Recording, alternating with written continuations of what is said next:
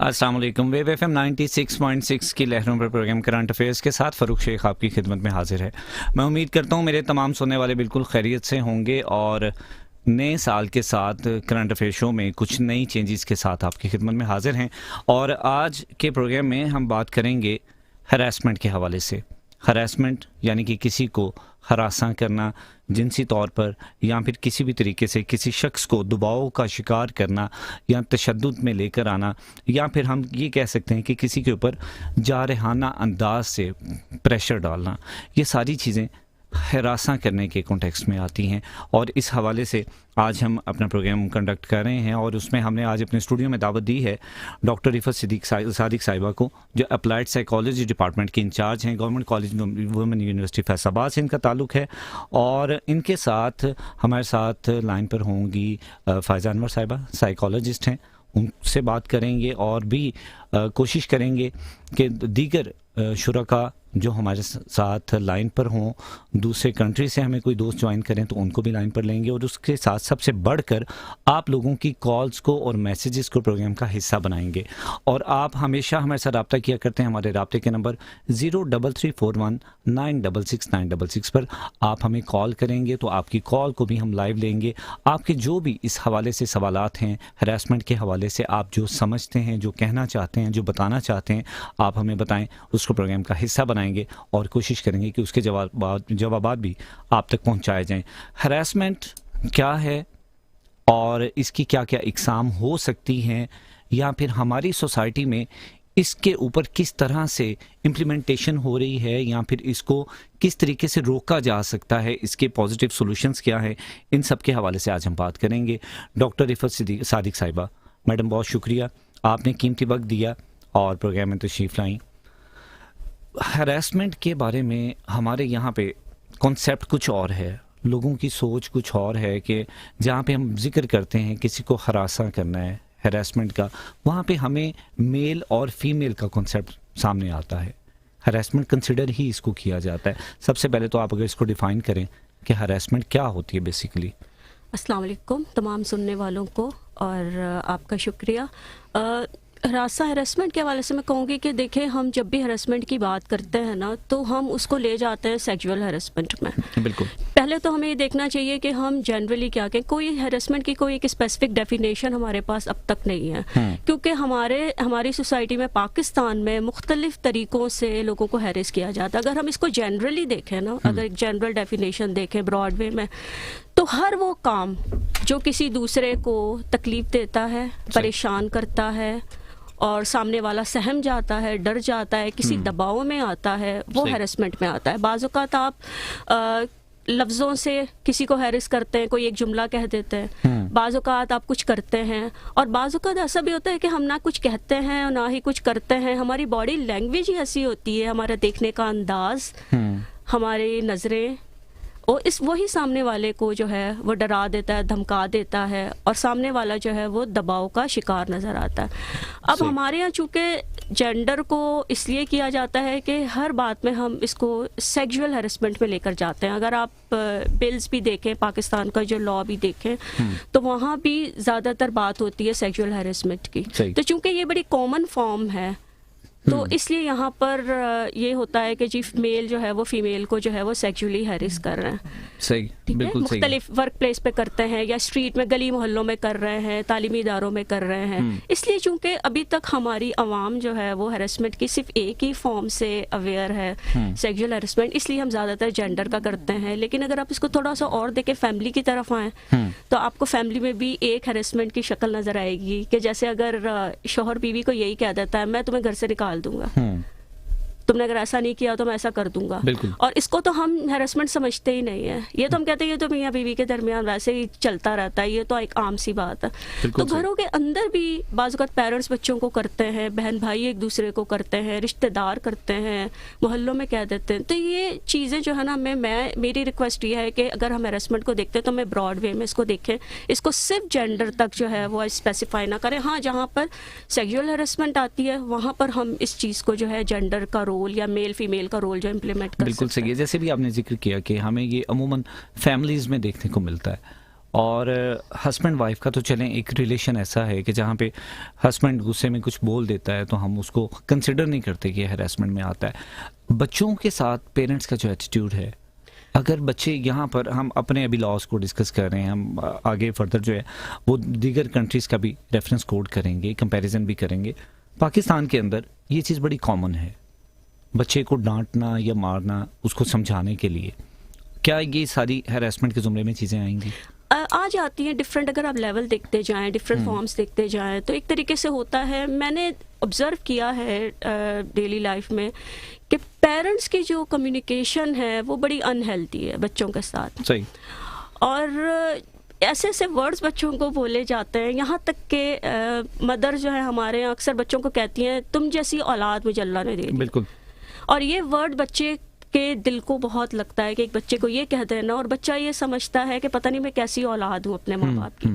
वो इतनी मतलब तंग आई हुई होती हैं बच्चों से, और उनकी जो कम्युनिकेशन, अगर बच्चा खाना भी मांग रहा है, बच्चा पढ़ाई में सही नहीं है या पीछे है, ये भी एक हरेसमेंट में। और एक और बड़ी गलत चीज़ जो मुझे देखने को मिल रही है कि फैमिली में कंपैरिजन बच्चों में। बिल्कुल सही।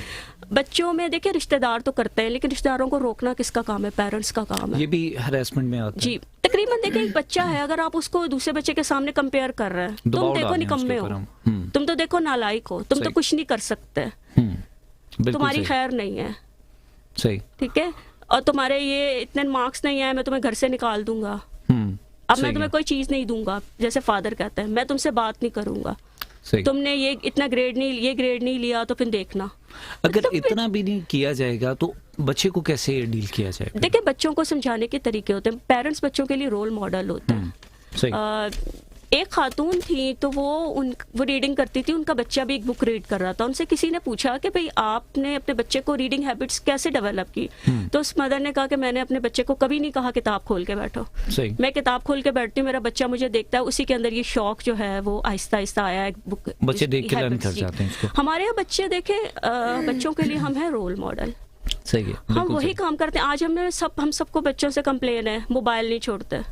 जब वालिदैन बच्चों के सामने बैठकर मोबाइल का गैर जरूरी इस्तेमाल करेंगे तो बच्चे भी करेंगे। तो देखिए बच्चों को लाने की डिफरेंट स्ट्रेटजीज होती है। पनिशमेंट बहुत लास्ट में आ जाती है, डराना धमकाना बहुत लास्ट में आता है। जैसे अभी हम हैरेसमेंट के ऊपर बात कर रहे हैं, बच्चों के एटीट्यूड को हम बात करें, आपको क्या लगता है रूट कॉज क्या हो सकती हैं? डिफरेंट टाइप्स है, हम बेसिकली एक टाइप को फोकस करते हैं। हम जनरली अगर देखें बहुत सारे एग्जाम को, रूट कॉज क्या है? मल्टीपल कॉजेज है सर।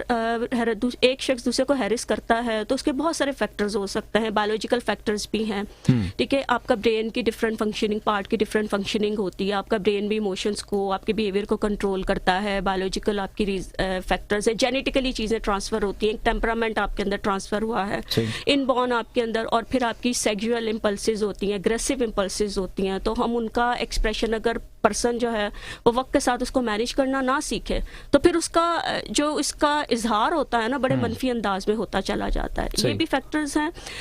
जेंडर का भी इसमें रोल होता है। जैसे रिसर्चेस कहती हैं कि जेंडर जो है, मेल जो है वो ज़्यादा फिजिकली एग्रेसिव होते हैं, गुस्से का ज़्यादा तोड़ फोड़ करना और बहुत इसमें आ जाते हैं, और ख़वातीन जो होती हैं ज़्यादातर वर्ड्स के ज़रिए, लफ्ज़ों के ज़रिए बोल के अपने गुस्से का इजहार करती हैं, तो ये भी एक फैक्टर है। इसके अलावा फैमिली का रोल बहुत नेगेटिव है। जैसे बच्चे जो हैं अपने पेरेंट्स को देखते हैं एक दूसरे के साथ गलत तरीके से बात करते हुए, एक फादर जो है बच्चे के सामने उसकी माँ को अब्यूसिव लैंग्वेज यूज़ कर रहे हैं, उसकी इंसल्ट कर रहे हैं, तो वो बच्चा देख रहा है।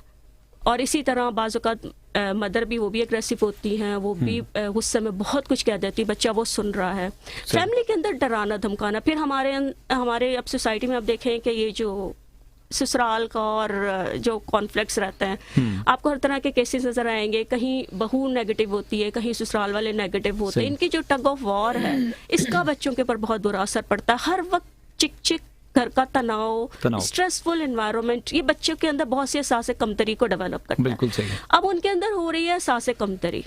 उस एहसास कमतरी का इजहार वो मुख्तलिफ तरीकों से करते हैं। कभी किसी पर, जैसे अगर मेरे अंदर एहसास कमतरी होगी तो मैं कोई मौका ऐसा हाथ से जाने नहीं दूंगी जहां मैं दूसरों को डोमिनेट करने की कोशिश करूं। सही।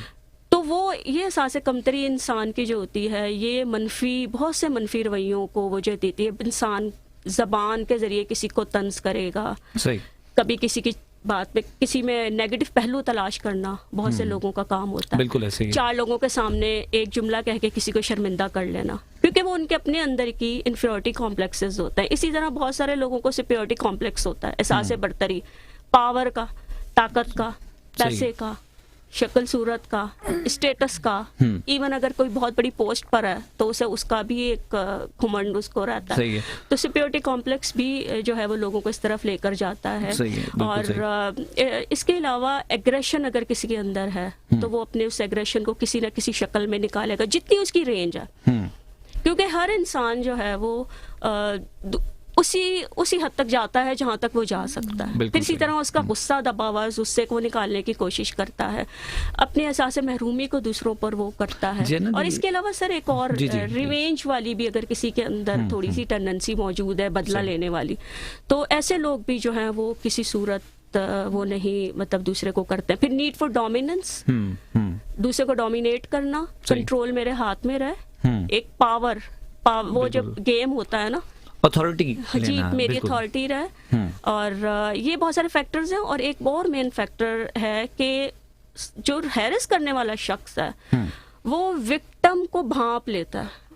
सही कि ये जो है ये मेरे दबाव में आएगा, ये मुझसे सहम के रहेगा, डर के रहेगा। चाहे आप सेक्सुअल हैरेसमेंट की बात करें, वर्क प्लेस की, किसी भी उसमें करें, उसको पता होता है। ये जो एक मुहावरा है ना कि जुल्म सहने वाला उस वक्त जुल्म करने वाला उस वक्त जुल्म करता है जब तक जुल्म सहने वाला जुल्म सहता है।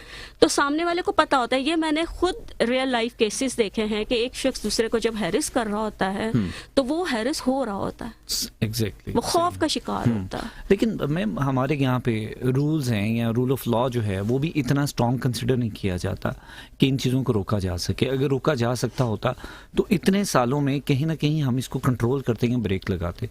तो इसका सोल्यूशन भी तो बज़ाहिर हमारे पास नहीं है। नहीं, सॉल्यूशंस तो सर हैं लेकिन हम करना नहीं चाहते। सही। मुझे जो फील होता है, देखिए हमारे यहाँ अगर आप देखें पॉलिसीज भी हैं, हैरेसमेंट बिल भी हैं, एंटी हैरेसमेंट बिल, लॉ भी मौजूद होता है। तो मसला ये है कि बिल पास कर लेना, किसी पॉलिसी को बना लेना, that is not the right solution. असल चीज़ है उसकी इम्प्लीमेंटेशन। जो इसमें रोल एनजीओज का है या इदारों का है, गवर्नमेंट का, सेमी गवर्नमेंट इंस्टीट्यूशंस का, सबका है सर।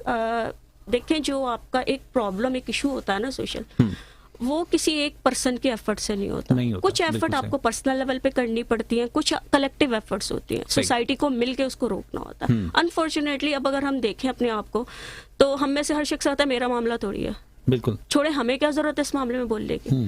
ये बहुत एक वो है। तो रूल अगर बिल कोई हमारे बिल भी पास होते हैं, हमारे एक्ट भी मौजूद है, लॉ भी मौजूद है, लेकिन उसको इम्प्लीमेंट करवाने में ज़ाहिर ये गवर्नमेंट का काम है, इदारों का काम होता है। लेकिन कुछ एफर्ट आपको पर्सनल लेवल पे करनी पड़ती है। जैसे फैमिली है, फैमिली एनवायरनमेंट को किसने ठीक करना खुद से सही है? मैंने खुद ठीक करना है। मैंने अपने घर के झगड़ों को खुद खत्म करना है, मैंने अपने घर की टेंशन को खुद खत्म करना है, मैंने अपने बच्चे को खुद जो है वो कॉन्फिडेंस एक देना है, उसकी ट्रेनिंग ऐसी करनी है कि वो घर से बाहर निकले तो वो इज्जत करे औरतों की। सही है, आप अपने बेटे को, जैसे सर इसमें देखें कि हमारे यहाँ जब पेरेंट्स बच्चों की ट्रेनिंग करते हैं या उनको तरबियत कर रहे होते हैं, बेटे को गर्लफ्रेंड बनाने की इजाजत है लेकिन बेटी को नहीं है। बिल्कुल सही। हमारे यहाँ ये बहुत बड़ी एक है जो मैं देखती हूँ कि बेटा जो है वो घर आकर बताता है कि मुझे फलां लड़की पसंद है, उससे मेरी दोस्ती है, और मदर खुश होकर, माएँ खुश होकर सुन रही होती हैं, बहनें भी सुन रही होती हैं। वो ये नहीं सोचती कि ये हमारा बेटा जो इस तरह की बात कर रहा है ये हमारी बेटी पर कितने गलत असरात होंगे। बेटे को तो इजाजत है रेस्टोरेंट में बैठकर किसी लड़की के साथ वो चाय पी ले, ये कोई मामूली बातें जी लड़के करते हैं, लेकिन लड़की के लिए नहीं। ये डिफरेंस जो आपने किया हुआ है ना, ये बच्चों की ट्रेनिंग के दौरान ना करें। आप अपने बेटे को सिखाएं कि बेटा तुमने घर से बाहर निकलना है ना, तो घर से बाहर तुम्हें कोई भी औरत नजर आए, तुमसे उम्र पे बड़ी है, छोटी है, तुम्हारी हम उम्र है, तुमने उसकी इज्जत करनी है। सही।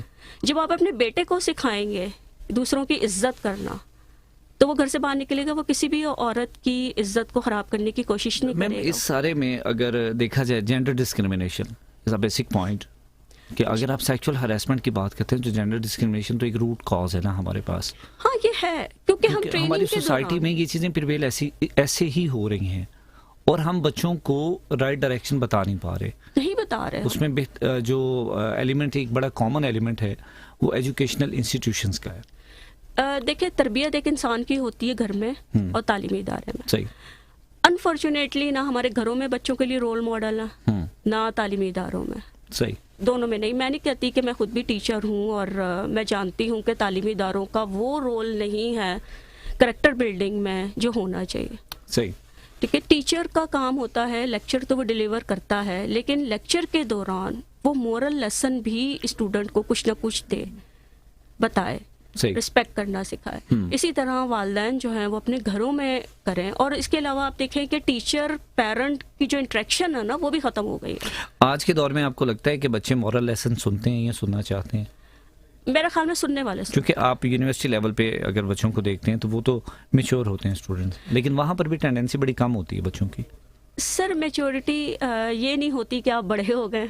मैच्योरिटी ये है कि आपकी सोच कितनी कंपैरेटिवली थोड़े से सेंसिबल बच्चे होते हैं, अंडरस्टैंडिंग लेवल बेहतर होता है उनका। नहीं, मेरा नहीं ख्याल कि अब हमें भी बड़े दुख के साथ मुझे कहना पड़ता है कि तालीमी इदारे यूनिवर्सिटी लेवल पर भी जो स्टूडेंट्स आ रहे हैं उनमें मुझे वो मैच्योरिटी नज़र नहीं आती जो आज से 15 साल पहले नज़र आती थी, 20 साल पहले नज़र आती थी। क्योंकि आज का बच्चा जो है आप देखें वो टिकटॉक और वो इमेच्योर चीज़ों को सिलेक्ट कर रहा है, बुक्स से वो दूर है, टीचर्स के साथ उसका कोई वो एक पॉजिटिव रिलेशन नहीं है, तो उसको घर से भी वो इमेच्योरिटी उसको मिल रही है, वो तालीमी इदारों में भी वो बिल्कुल वो है। अगर हम ये कह दें कि देखिए ट्रेनिंग की ज़रूरत तो हर लेवल पर होती है, बिल्कुल, ठीक है, चेंज हर लेवल पर आता है वक्त के साथ। तो ये ठीक है कि पर्सनालिटी 18 साल तक बच्चे की डेवलप हो जाती है, लेकिन वहाँ तक स्कूल टीचर्स, कॉलेज के टीचर्स और पेरेंट्स, इनका एक रोल है कि वो 18 साल तक कोशिश करें कि जितना वो अपने बच्चे को वेल बिहेव बना सकते हैं, एक डिसिप्लिन उसको कर सकते हैं, करते हैं। यूनिवर्सिटी लेवल पर भी सर देखिए लेसन को रिमाइंड करना, उसको बार बार दोहराना बहुत ज़रूरी होता है। अगर हम ये सोच के बैठ जाएं कि नहीं यूनिवर्सिटी लेवल का बच्चा तो इतना मैच्योर है, हम उसे क्यों बताएं, नहीं बहुत कुछ बताने की ज़रूरत, इतनी चेंजेस आ रही हैं दुनिया में, तो आप उसको मैनेजमेंट भी साथ साथ सिखाएं। मैं कहती हूँ कि अच्छा उस्ताद वही होता है जो तालीम के साथ तरबियत भी करे, उनकी तरबियत में रोल प्ले करता है। देखिए क्लास में अगर 50 स्टूडेंट्स हैं तो उनमें 10 तो ऐसे होंगे जो आपकी बात को सुनेंगे और उस पर अमल भी करेंगे। बिल्कुल सही। अब अगर हमारे समझाने के बावजूद कोई उस पर अमल नहीं कर रहा, वो नहीं चेंज कर रहा, तो ये उसका वो सही है। लेकिन मैं ये कहती हूँ कि पेरेंट और टीचर, इनका इंटरेक्शन होना बहुत, कोऑर्डिनेशन बहुत जरूरी है जी, इनकी कोऑर्डिनेशन हो, ये आए टीचर से मिले और पूछें कि मेरे बच्चे की क्या प्रोग्रेस है और ये किस तरीके से है, ताकि हमारे यहाँ पेरेंट्स जो हैं उनको कोई वो नहीं है कि वो हमारा बच्चा तालीमी इदारे में जा रहा है, घर से बाहर निकल रहा है, उनके सुपुर्द हो चुका है, कुछ भी नहीं, वो समझते हैं हमने उनको भेज दिया, हमारी जिम्मेदारी पूरी हो गई। आपका बच्चा घर से बाहर निकला है, आप उसे समझा के भेजें, चाहे वो बेटा है या बेटी, क्योंकि तुम्हें रास्ते में बहुत सारे गलत लोग मिलेंगे, सही है, तुम्हें इदारों में भी गलत किस्म के होंगे, तो उन्हें बहुत सोच समझ के कदम उठाना है। कोई भी बात हो मुझे बताएं।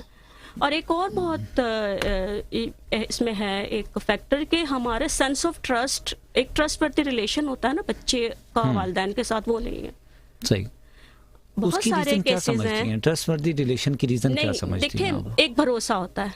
देखिए ना, अगर आप अब एक बच्चा है, उसकी तरबियत हो रही है, पेरेंट्स ने तरबियत की, उसके बाद थोड़ा सा बच्चा अपर स्टेज पे चला गया, मैट्रिक के करीब चला गया, इंटर में चला गया, बच्चा दूसरे सिटी में चला गया, हॉस्टलाइज हो गया एजुकेशन के लिए। जब वो वहाँ पर जाएगा, वहाँ का एनवायरनमेंट उसको मिलेगा, वहाँ के अपना पीयर ग्रुप उसको मिलेगा, वहाँ से उसको लर्निंग मिलेगी। उस लर्निंग के बाद वो जो कुछ अपने पीयर ग्रुप से सीखेगा वो सारा कुछ करेगा, और उसके करने में बहुत सारा कुछ नेगेटिव भी होगा, पॉजिटिव चीज़ें कम होंगी। तो वहाँ पे जाके जो चीज़ें इन्फ्लुएंस होती चली जाएंगी, मीनवाइल उसकी प्रैक्टिकल लाइफ में उसके ऊपर एक बहुत ज़्यादा इन्फ्लुएंस उन चीज़ों का होगा। तो उन चीज़ों की रोकथाम भी तो ज़रूरी है। उसको कैसे रोक सकते हैं? देखिए उसमें ये होता है कि वही बात है कि 18 साल तक आप बच्चे की जब तरबियत करते हैं, ठीक है, उसको बहुत सारी चीज़ें सिखाते हैं कि कुछ, मैं नहीं कहती कि एक ही लेवल पर हर चीज़ बच्चा सीख जाता है। सही। आप 25 साल की उम्र में भी जाकर बहुत सारी चीज़ें नई आपके सामने आती हैं और आप उसको लर्न करते हैं। देखिए लर्निंग तो ये लाइफ टाइम आपकी एक है एक्टिविटी, लर्निंग तो कभी भी रुकती नहीं है, सीखने का अमल तो सारी जिंदगी जारी रहता है। आप तो 50 साल की उम्र में भी कोई नई चीज़ सीख जाते हैं, लेकिन वो बेसिक चीज़ें जो रिक्वायरमेंट होती है ना, कि आपको डिफ्रेंशिएट करना आना चाहिए कि ये गलत है, ये सही है, ये सेंस तो आपको शुरू से डेवलप होगा। सही, ठीक है। और कॉन्फिडेंस भी आपका वक्त के साथ हर लेवल पर जो कॉन्फिडेंस रिक्वायर्ड होता है वो ज़रूरी होना चाहिए। अब एक बच्चा है यूनिवर्सिटी में भी अगर वो जाता है, हॉस्टल में भी रहता है, तो उसको कम से कम ये सेंस तो होना चाहिए ना कि ये गलत है, ये सही है। क्लास में मैंने टाइम पर जाना है। बच्चा जो अपनी कंपनी से लर्न करता है वो टीचर से भी इतनी बातें नहीं सीखता जो अपने पीयर ग्रुप से कंपनी से सीख जाता है, और बाज़ औक़ात उस रंग में ढल भी जाता है। आपने नोटिस किया होगा बाज़ औक़ात बच्चा बड़ा अच्छा होता है और कुछ अरसे के बाद उसका एटीट्यूड रफ होना शुरू हो जाता है। तो ये सारा कुछ वो अपनी गैदरिंग से सीख रहा होता है, कंपनी से सीख रहा जी होता सर, मैं यही तो कह रही हूँ कि हमारे यहाँ ये जो नारे लगते हैं ना, ये मेरी जिंदगी है, मैं जो चाहे करूँ, हम इसके बिल्कुल। बहुत अगेंस्ट है। हमारी सही है। साइकोलॉजी भी यही कहती है कि माहौल इंसान को बहुत कुछ सिखाता है। है। सही है।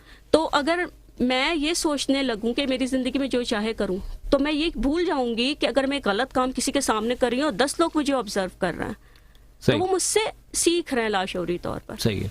तो अगर हम में से हर पर्सन जो है वो अपने अपने तौर पर उसको ठीक करेगा, तो वो माहौल पॉजिटिव होगा। माहौल से फर्क पड़ता है। सही है, बिल्कुल बच्चे सही। का।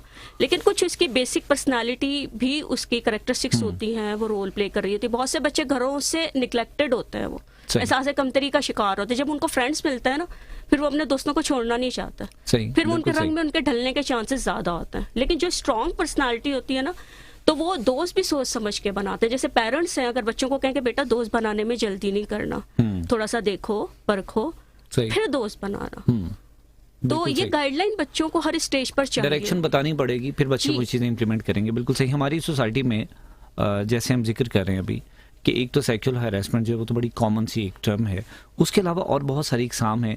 इसमें आप क्या समझती हैं किन लोगों का ऐसा किरदार हो सकता है जो इसको रोक सकते हैं या इसके ऊपर काम कर सकते हैं? एक आम शहरी का तो है ये, बीइंग द पाकिस्तानी या बीइंग द सिटीजन, हमारा इतना किरदार तो है कि जहाँ पर गलत देखें उसको रोके।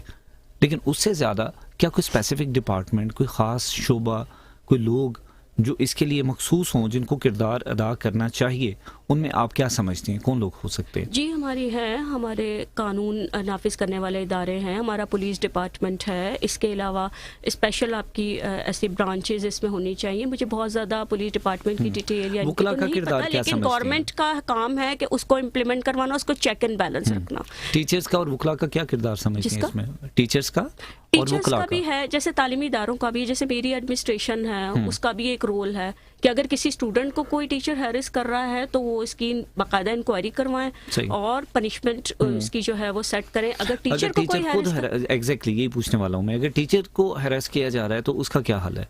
टीचर्स को भी हैरेस किया जाता है, वही मैं कहना चाहती हूँ कि ये फिर एडमिनिस्ट्रेशन जो होती है वो इन्वॉल्व होती है। टीचर अपनी कंप्लेन कर सकता है एडमिनिस्ट्रेशन में कि मुझे स्टूडेंट जो है वो हैरेस कर रहा है, सही है। और स्टूडेंट के पास भी राइट होता है। अगर कोई टीचर किसी स्टूडेंट को हैरेस कर रहा है तो वो एडमिनिस्ट्रेशन में कंप्लेन कर सकता है। एडमिनिस्ट्रेशन कमेटी बनाती है, इंक्वायरी कमेटी, और उसमें जो भी कसूरवार साबित होता है तो उसकी पनिशमेंट सेट। बिल्कुल सही है। आज हम बात कर रहे हैं हैरेसमेंट के हवाले से। मेरे साथ मौजूद हैं डॉक्टर रिफत सादिक साहिबा, जो applied psychology department government college women university Faisalabad से उनकी इंचार्ज हैं। और ब्रेक पर यहाँ पर हम जा रहे हैं, ब्रेक से वापस आएंगे तो हमारे साथ कॉल पर होंगे कनाडा से एक और जर्नलिस्ट दोस्त हैं हमारे, इरफान सिद्दीकी साहब। उनको लेंगे कॉल पे और उनसे पूछेंगे कि कनाडा में हरासमेंट के हवाले से क्या कानून है और वो लोग किस तरह से इन चीज़ों को लेकर चलते हैं। एक ब्रेक लेते हैं, ब्रेक से वापस आते हैं, अपनी गुफ्तगू को जारी रखेंगे। कहीं जाइएगा मत, मिलते हैं ब्रेक के बाद। The University of Faisalabad is committed to foster healthcare professionals recognized nationally and internationally. We are offering a 5-year degree program, Doctor of Physiotherapy, providing a quality education and facilitating our students with leadership, entrepreneurship, and management skills, making them useful member of health professional community and an essential part of society.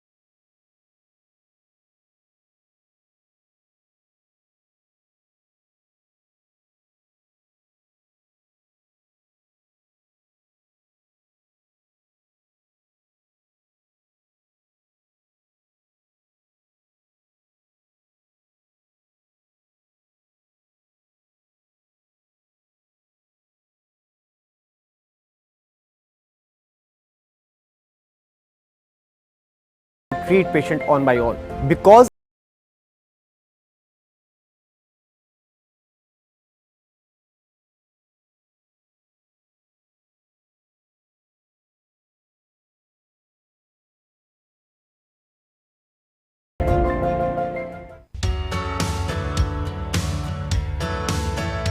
The Department of Biotechnology at the University of Faisalabad is equipped with the state-of-art facilities to carry out the practical and research-based activities with the qualified professionals. The Department of Biotechnology in the University of Faisalabad has well-equipped labs for hands-on experience. It aims to prepare graduates who would be able to investigate and explain the current events and advances in biotechnology. Biotechnology has a great emerging scope in medical laboratory, research, pharmaceutical industry as well as food industry. A biotechnologist can pursue a successful career in environmental sector and petrochemical industry. The University of Faisalabad provides research facilities and professional expertise for biotechnology students. The mission of the Biotechnology Department is to increase and support the research activities in this rapidly growing field and to meet the demand of new professionals in the field of biotechnology. The Biotechnology Department in the University of Faisalabad has provided its students a high quality of education and research opportunities in this field, and I am proud to be a part of this university and course. It's a great honor for me to be a part of this university and course.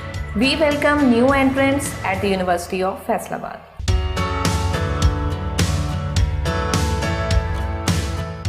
The University of Faisalabad has a privilege to be a pioneer to start bachelor's, master's and PhD electrical engineering programs in Faisalabad. Since 2003, we have produced more than 1,000 high-quality graduates that are successfully pursuing their careers in national and multinational organizations around the globe. To match the rise of interdisciplinary and multidisciplinary learning, our programs will be completely revamped from fall 2021 by introducing 3 new specializations comprising of Internet of Things, Artificial Intelligence and Quantum Computing. The Department of Electrical Engineering at the University of Faisalabad is among the few illustrious departments that have been granted Level 2 accreditation by Pakistan Engineering Council. Our department has state-of-the-art infrastructure that is instrumental in providing us world-class exposure to the cutting-edge technologies. We had developed EMG-based prosthetic limb for amputees as our research project in the University of Faisalabad. This is going to be a commercial product. We were given all the required equipment and infrastructure by the University of Faisalabad Electrical Department. We cover a diverse range of subdisciplines including power, optoelectronics, digital and analog electronics, artificial intelligence, control systems, Internet of Things and telecommunications. The department aspires to make the learning process for the students engaging and participative with experimental learning. Highly qualified faculty and fully equipped and standardized labs at the department play a definite role in realizing this mission. The supervisors here are immensely cooperative to render every sort of assistance and mentorships to the students.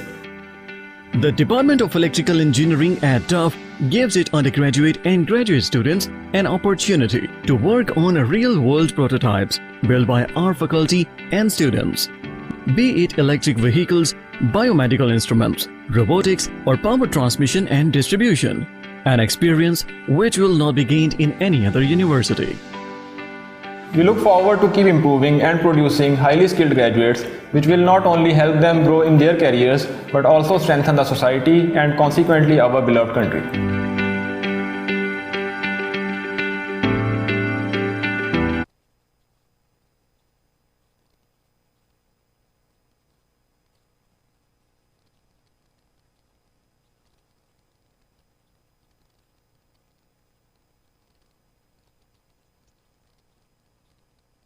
Welcome back. Break पर जाने से पहले हम बात कर रहे थे current affair show में हरासमेंट के हवाले से और आज का मौजू भी हमारा हरासमेंट का है। तो इस हवाले से हमारे साथ आज पैनल में मौजूद हैं डॉक्टर रिफत सादिक साहिबा, अप्लाइड साइकोलॉजी डिपार्टमेंट से, government college women university Faisalabad से इनका ताल्लुक़ है।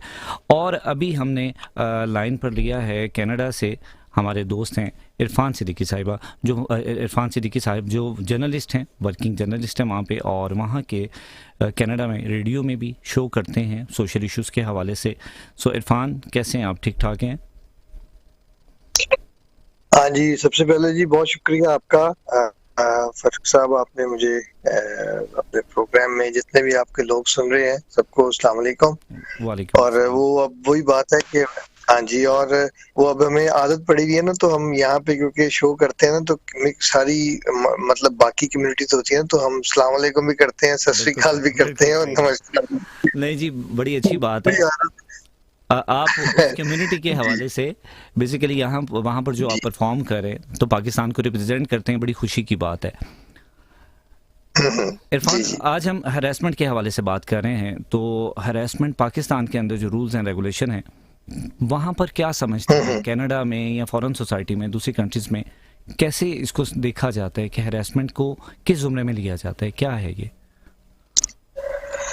तो फर्क साहब, इसमें यहाँ पे अगर हम बात करें यहाँ के पर्सपेक्टिव में, क्योंकि यहाँ पे जो लोग तो माइग्रेट करके आते हैं डिफरेंट कंट्रीज से, जो इमिग्रेंट्स होते हैं बेसिकली, उनको आके यहाँ पे बड़े चैलेंजेस का सामना करना पड़ता है। हरासमेंट उनके साथ भी होती है, और हरासमेंट जो उनसी होती है उनको, क्योंकि होता ये है कि जो लोग यहाँ पे नए नए आते हैं उनको साथ जब कोई काम के ऊपर कोई ना कोई हरासमेंट होती है, या वैसे ही जैसे वो कहते हैं ना कि इन मुल्कों में अक्सर बात होती है सेक्सिज्म पे, कि एक वही काम है जो औरत कर रही है, एक वही काम जो मर्द कर रहा है, तो लेकिन औरत को पैसे कम पे किए जाते हैं, मर्द को ज्यादा पे किए जाते हैं। सो यहाँ पे जब इमिग्रेंट्स आते हैं उनके साथ जो काम के ऊपर हरासमेंट होती है, तो उनको पता नहीं होता, अवेयरनेस नहीं होती कि कहाँ पे उन्होंने जाके कंप्लेन करनी है। सो यहाँ पे जो इस बात को अगर हम, एक तो वर्क की हरासमेंट है, वैसे आप किसी को अब्यूज करें,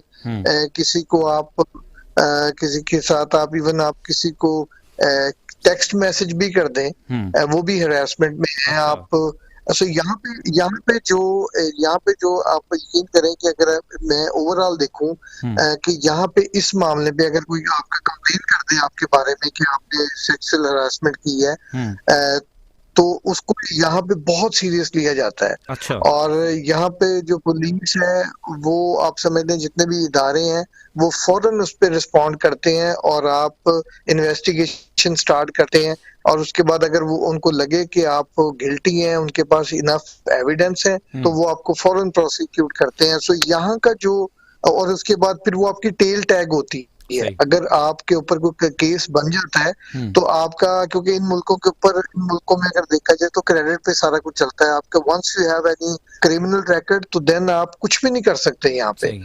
सो इस चीज को अगर देखा जाए, लेकिन अगर सरप्राइजिंगली देखा जाए यहाँ पे जो नंबर्स हैं, पिछले साल जो यहाँ पे कैनेडियन जो एक स्टैट्स है उनके मुताबिक 46% जो फीमेल है उनको वन वे अनदर उनको हरासमेंट के जो उनकी कंप्लेन्स आई हैं, और तकरीबन 19% जो हैं वो जो मेंस हैं उनको भी हरास किया जाता है, डिफरेंट वे ऑफ हरासमेंट। तो ये जो चीज है इसको इवन डेवलप जो कंट्रीज हैं वहाँ पे भी जो रियल चैलेंज है, क्योंकि यहाँ पे अब जेंडर बेस्ड डिस्क्रिमिनेशन किसी के साथ भी नहीं कर सकते।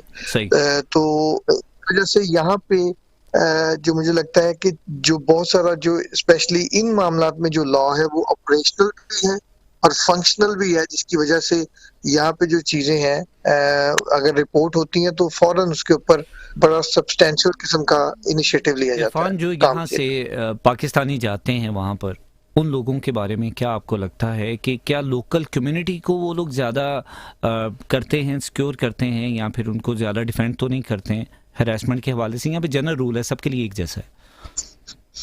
नहीं, उसमें ये होता है फर्क साहब के, होता क्या है कि जो लोग तो समझ लें कि जो ज्यादा इंडिया, पाकिस्तान, फिजी ये कंट्री से लोग जो आते हैं अपने जो उनके जो लोग होते हैं, स्पेशली हमारे लोग ही वो कहते हैं ना कि ये जो शमशीर है मेरे दूसरे बाजू पे, इससे पहले मेरा निस्फ बदन काट चुकी है। हमारे जो लोग हैं वो अपने ही लोगों के साथ अब्यूज करते हैं। तो उसके बाद क्या होता क्या है कि वो उसकी डिस्क्रिमिनेशन की या हरासमेंट की डिफरेंट लेवल है कि आपको वो लो वेजेस पे काम करवाते हैं, आपको वो बेनिफिट नहीं देते, आपको वो अंडर द टेबल पैसे देते हैं, और उसमें आप वो फिर आपको कोई बेंच वो फिर चीज जो अपने लोग ही अपने ही वो कहते हैं गिराते हैं, नशे मंद बिजलियां अपने ही लोग अपने लोगों को ही जब वो करते हैं, तो फिर उसके बाद ये होता है कि और बहुत ज्यादा अब्यूज होता है। फिर वो जो बंदा यहाँ पे नया आता है उसको पता नहीं होता शुरू में, लेकिन आहिस्ता आहिस्ता जब वो अपनी किसी से बात करता है। लेकिन यहाँ पे फारूक साहब एक चीज मुझे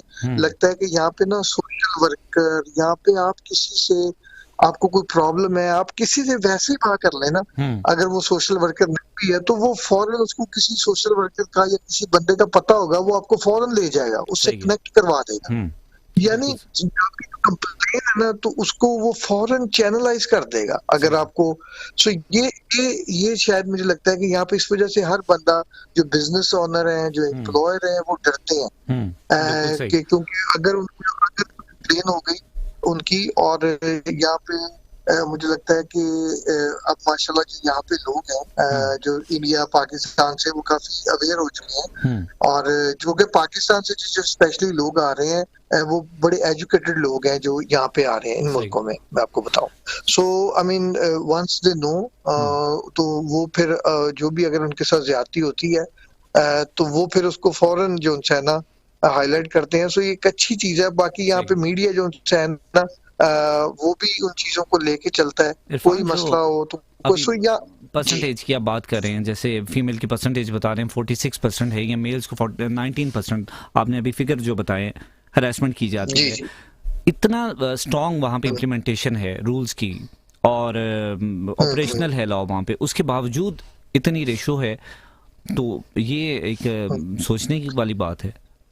जब उसमें ये चीज होती है फरूक साहब कि एक तो ये है कि यहाँ पे ना इंडिजिनस लोग भी हैं जो नेटिव्स हैं, जो यहाँ के आप समझ लें कि जिनके साथ जो यहाँ के लोग थे, जिनका ये कनाडा था, ठीक है, जो जिनको रेड इंडियंस कहते हैं, उनके जो उन लोगों के साथ यहाँ पे बहुत ज्यादतियां होती रही हैं।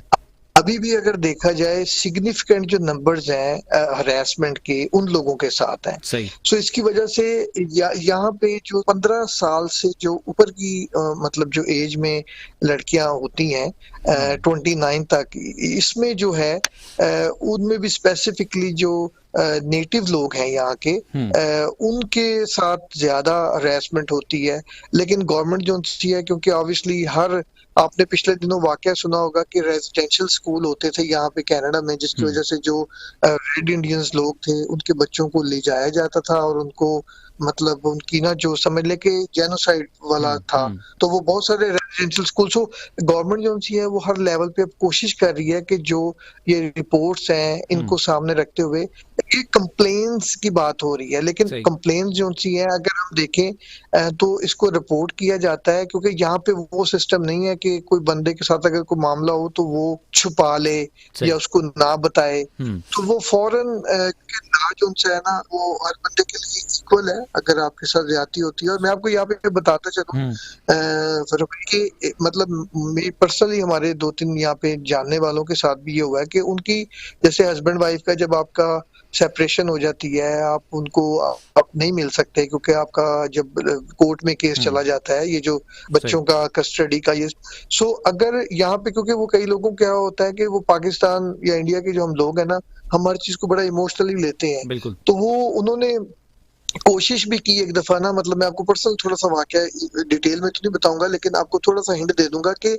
किस तरह का उनके ऊपर उन्होंने चार्जेस लगा दिए, फ्रेम कर दिए। वो सिर्फ 1-2 दफा उनके घर गए और उन्होंने दरवाजा नहीं खोला क्योंकि केस कोर्ट में चल रहा था। उन्होंने कहा कि जैसे मैं खुद अप्रोच करूं या सुलह के लिए या तो उन्होंने कंप्लेंट कर दी, पुलिस को बता दिया, तो यहाँ पे मिनिस्ट्री और बाकी जो इदारे हैं उन्होंने उनके ऊपर जो है ना वो लगा दिए, चार्जेस फ्रेम कर दिए सेक्सुअल हरासमेंट के, जो उन्होंने उनको टेक्स्ट किए थे अपनी बेगम को, नॉर्मल किए होंगे टेक्स्ट, वो भी एविडेंस बन गए। अब उसके बाद उन्होंने कहा कि 2 ऑप्शन है उनके पास, या वो जो है कि कोर्ट में जाएं, चार्जेस को फेस करें, या फिर यहाँ पे एक पीस बॉन्ड होता है जो साइन हो जाता है। पीस बॉन्ड का मतलब ये होता है कि अब आपने अपने उस इलाके में नहीं जा सकते, नहीं जाना, यानी कि आप अपनी बेगम का जो नंबर भी है, जो पीस बॉन्ड साइन करते हैं, अपनी बेगम का जो नंबर आपके फोन में वो भी डिलीट करना पड़ता है। सही। So I mean there is no way कि आप, तो यहाँ पे मुझे लगता है कि इवन अगर हम देखा जाए तो ये जो लिबरल पार्टी की गवर्नमेंट है,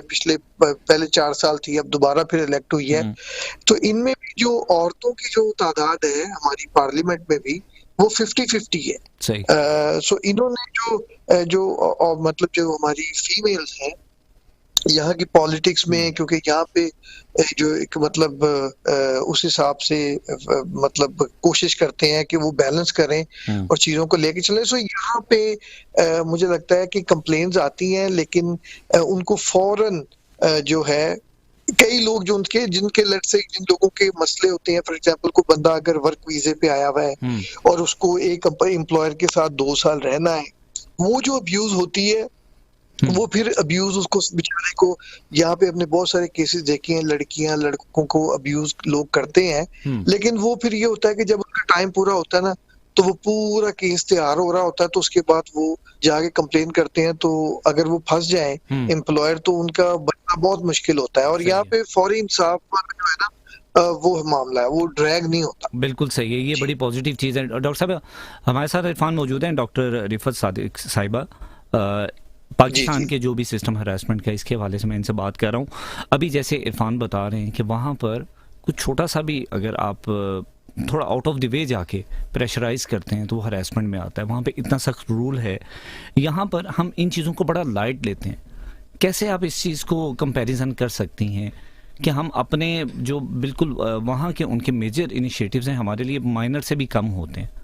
हमारे यहाँ तो बहुत सारी, आप देखिए हमारी कल्चर प्रैक्टिस है। हमारे यहाँ अगर घर के अंदर झगड़ा होता है मियाँ बीवी का, तो हम क्या कहते हैं, ये तो आम सी बात है। अगर शौहर बीवी को मारता है, जो भी करता है, तो वो कहते हैं ये तो आम सी बात है। सही है। ठीक है, हमारी शुरू से यही प्रैक्टिस है। और इसी तरह एक और बहुत मेन रीजन इसकी है कि शुरू से ट्रेन किया जाता है चुप रहना है। सही है, लड़की के मामले में एक लड़की को उसके चचा ने सेक्सुअली अब्यूज किया, और जब उसने अपनी बहन से शेयर किया तो उसकी बहन ने कहा तुमने ये बात किसी से नहीं कहनी। सही, बिल्कुल सही। तो हमारी तो शुरू से ये कहा जाता है कि नहीं बोलना, चुप रहना है, खामोश रहना है, अपने राइट के लिए आवाज नहीं उठानी। और हम इन चीजों को शुरू से कहा जाता है ये तो होता रहता है। आप गली से बाहर निकलते हैं, फलां लड़के, अगर वो घर में आके बताती भी है कि मुझे फलां लड़के ने छेड़ा या मुझे गलत कहा, बेटा ये तो बोलते रहते हैं, इनका काम ही बोलना होता है। बिल्कुल सही। खामोशी से उसके ऊपर कोई सख्ती से अमल दरामद नहीं करते। जी, हमारी वो ट्रेनिंग ही शुरू से इस तरीके से है। और दूसरा सर, इसमें एक फ्लॉ है हमारे लॉ का।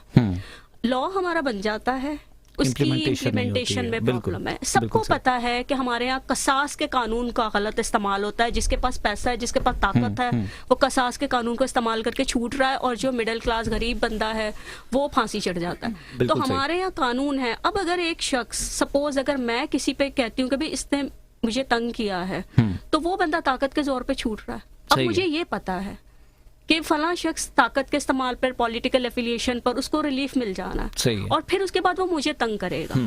तो इसके बाद इस वजह ये भी एक रीजन है कि मैं बहुत सारी चीजों को शेयर करने से मैं सोचूंगी इसको मैं दरगुजर ही कर दूं, बिल्कुल, तो अच्छा मेरी फैमिली प्रेशर में आएगी, मैं प्रेशर में आऊंगी, साइकोलॉजिकल टेंशन मुझे इतनी होगी, प्रेशर होगा मुझ पर कि मैं परेशान रहूंगी। तो इससे बेहतर है कि मैं इन चीजों को अवॉइड करूं। इस तरह से वो चीज दब जाती है वहाँ पे। इसलिए हमारे यहाँ बहुत सारी बातों को हम वैसे ही डिफरेंट नजरअंदाज कर देते हैं, हम आम सी बात समझते हैं। बिल्कुल सही है। इरफान, जो पाकिस्तानी वहाँ पर जाते हैं, हेलो जी इरफान साहब सुन रहे हैं आप? जी। जो पाकिस्तानी यहाँ से वहाँ पर जाते हैं, कनाडा में जाते हैं या फिर यूके में या किसी भी कंट्री में जाते हैं, वहाँ पर जाने के बाद बेसिकली सारी उम्र उन्होंने यहाँ पे गुजारी है, तो फैमिली सिस्टम को वहाँ पर लेके चलना, और फैमिली सिस्टम में ख़ास तौर पे हरासमेंट के रूल्स बड़े चेंज है वहाँ पर, कि अगर आप बच्चे के साथ थोड़ा सा सख्ती से पेश आते हैं तो बच्चे के पास इतने राइट है वो पुलिस को कॉल कर सकता है। ये जो है ना फारूक साहब, ये चीज है ना, आप यकीन करें कि कहते हैं ना कि पाकिस्तान में ना जो इन्वायरमेंट, जो माहौल और जिसको हम फॉर ग्रांटेड लेते हैं, इन मुल्कों में आके वो खुद हमें ये माहौल बनाना पड़ता है। सही। सबसे पहले जो मुझे लगता है कि यहाँ का जो मसला है, जैसे यहाँ पे हमारी भी फैमिली है, यहाँ पे बच्चों को कल्चर के साथ जोड़ के रखना, उनको बताना, क्योंकि यहाँ के बच्चे, यहाँ के माँ बाप का एक प्रॉब्लम ये भी है जिसमें हम भी शामिल है कि हम कहते हैं कि हमारे बच्चे यहाँ की सोसाइटी में जाएं, यहाँ की एजुकेशन लें, यहाँ के बच्चों के साथ compete करें, यहाँ पे जॉबें करें, जब वो घर आ जाएं तो वो देसी हो जाएं। बिल्कुल, ये हो नहीं सकता।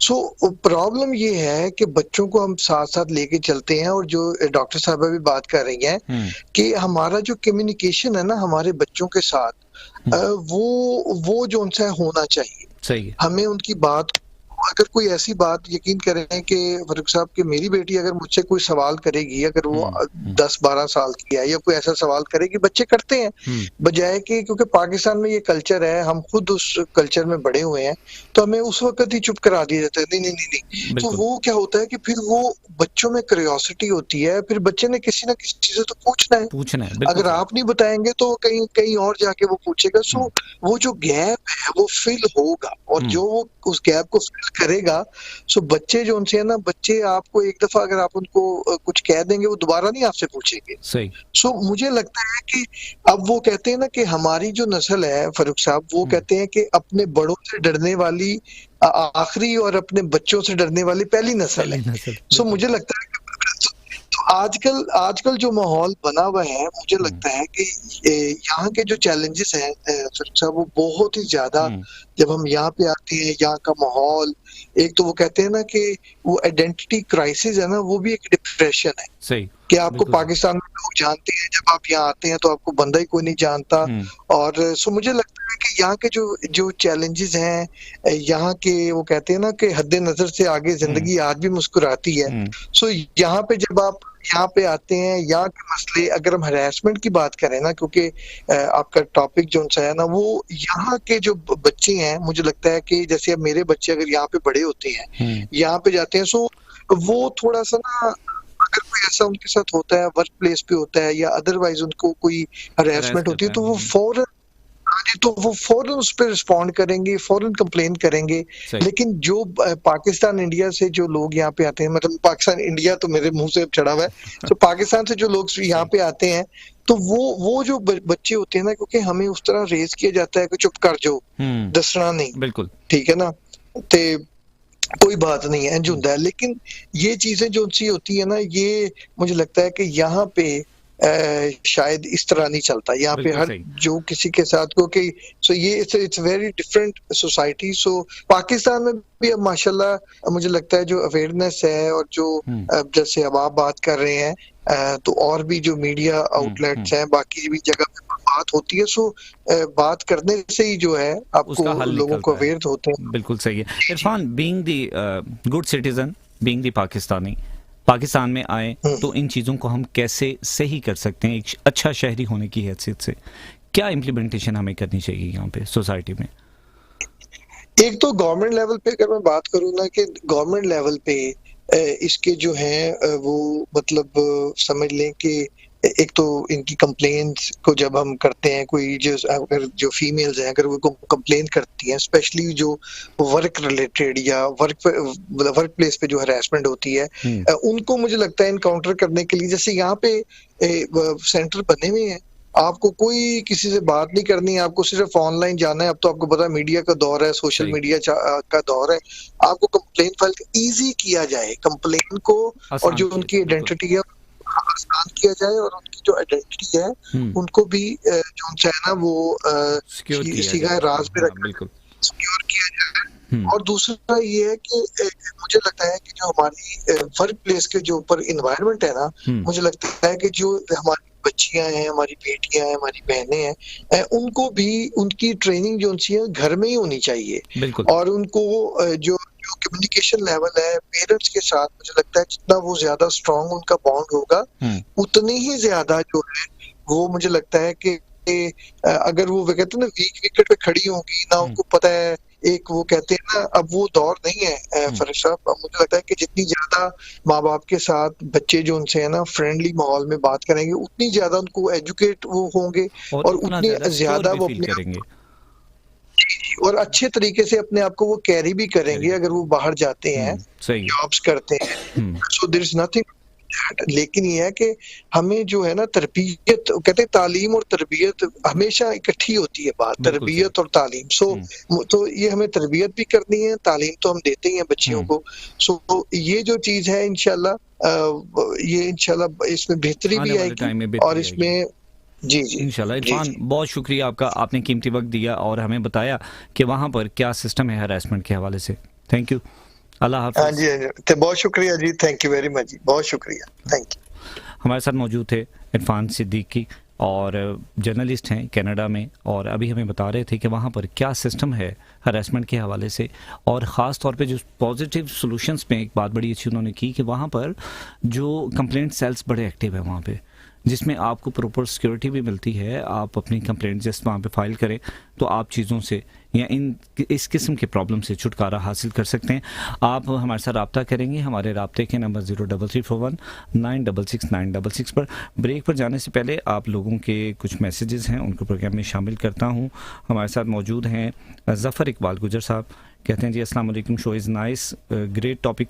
सर थैंक यू, बहुत शुक्रिया, आप हमेशा हमारे साथ रब्ता करते हैं और आज के प्रोग्राम में भी कुछ कहना चाहें तो लाजमी हमें बताएं, प्रोग्राम का हिस्सा बनाएंगे। नादिया हैं, कहती हैं कि भाई कैसे हैं आप? अल्हम्दुलिल्लाह बिल्कुल ठीक हैं, show is so nice, topic बहुत अच्छा है, बहुत कुछ समझने और जानने को मिलेगा। इंशाल्लाह आज के टॉपिक में बड़ा कुछ सीखने को और समझने को मिलेगा, चूँकि ये एक वो कॉन्सेप्ट है या फिर वो थीम है जिसके ऊपर अमूमन मीडिया हाउसेस में बड़ी कम बात की जाती है और इसको बिल्कुल बायदा भी लिया जाता है। हमारे घरों में भी जब तरबियत की जाती है तो किसी ख़ास पहलू पे जाके हम रुक जाते हैं।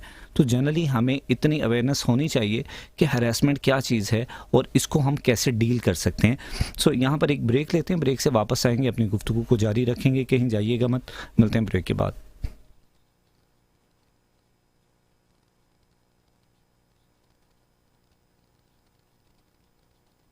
The University of Faisalabad is committed to foster healthcare professionals recognized nationally, and the Department of Computational Sciences at University of Faisalabad offers bachelor's, master's and PhD programs, providing the students a golden opportunity to be successfully employed in the computing profession. The Department of Computational Sciences focused on career-driven programs, artificial intelligence, artificial neural network, data sciences, blockchain, Internet of Things, and many more. The courses offered in these programs equip the students to match with the global fields of information technology. Students of computational sciences are trained and skilled with market experiences in order to contribute in global trends. Our alumni is placed in the local and international IT industry. Graduates are provided with ability to exhibit computing concepts and to effectively utilize their knowledge of computing principles for the development of sustainable solution for contemporary computing problems.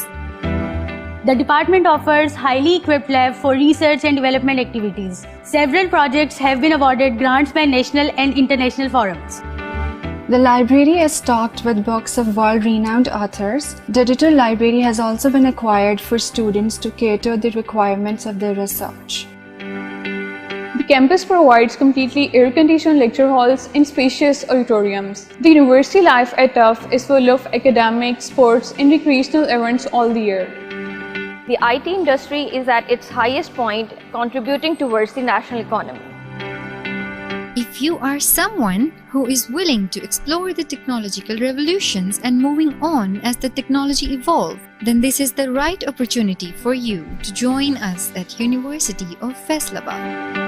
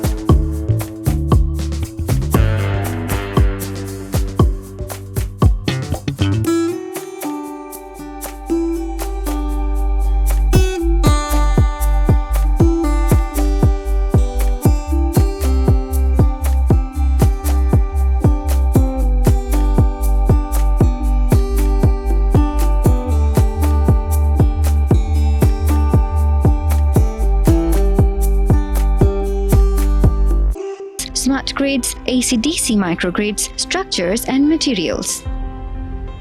At the Department of Engineering Technology, we will polish your personality, tinker you with latest technologies, prepare you for advanced studies, broadly define your research interest, assurance of digital well-being, enhance your adaptability, equip you with socialization skills.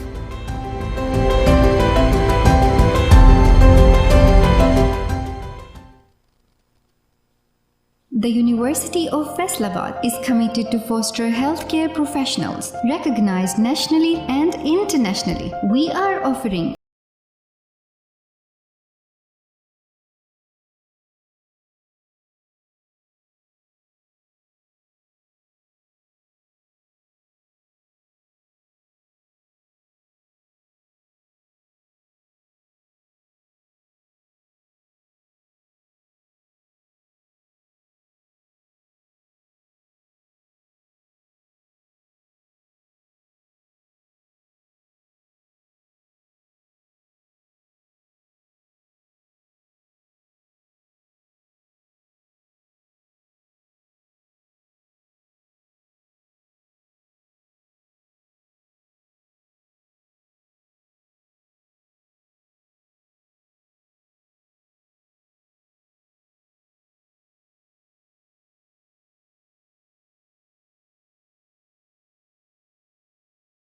and different bond structures. the University of Faisalabad is committed to foster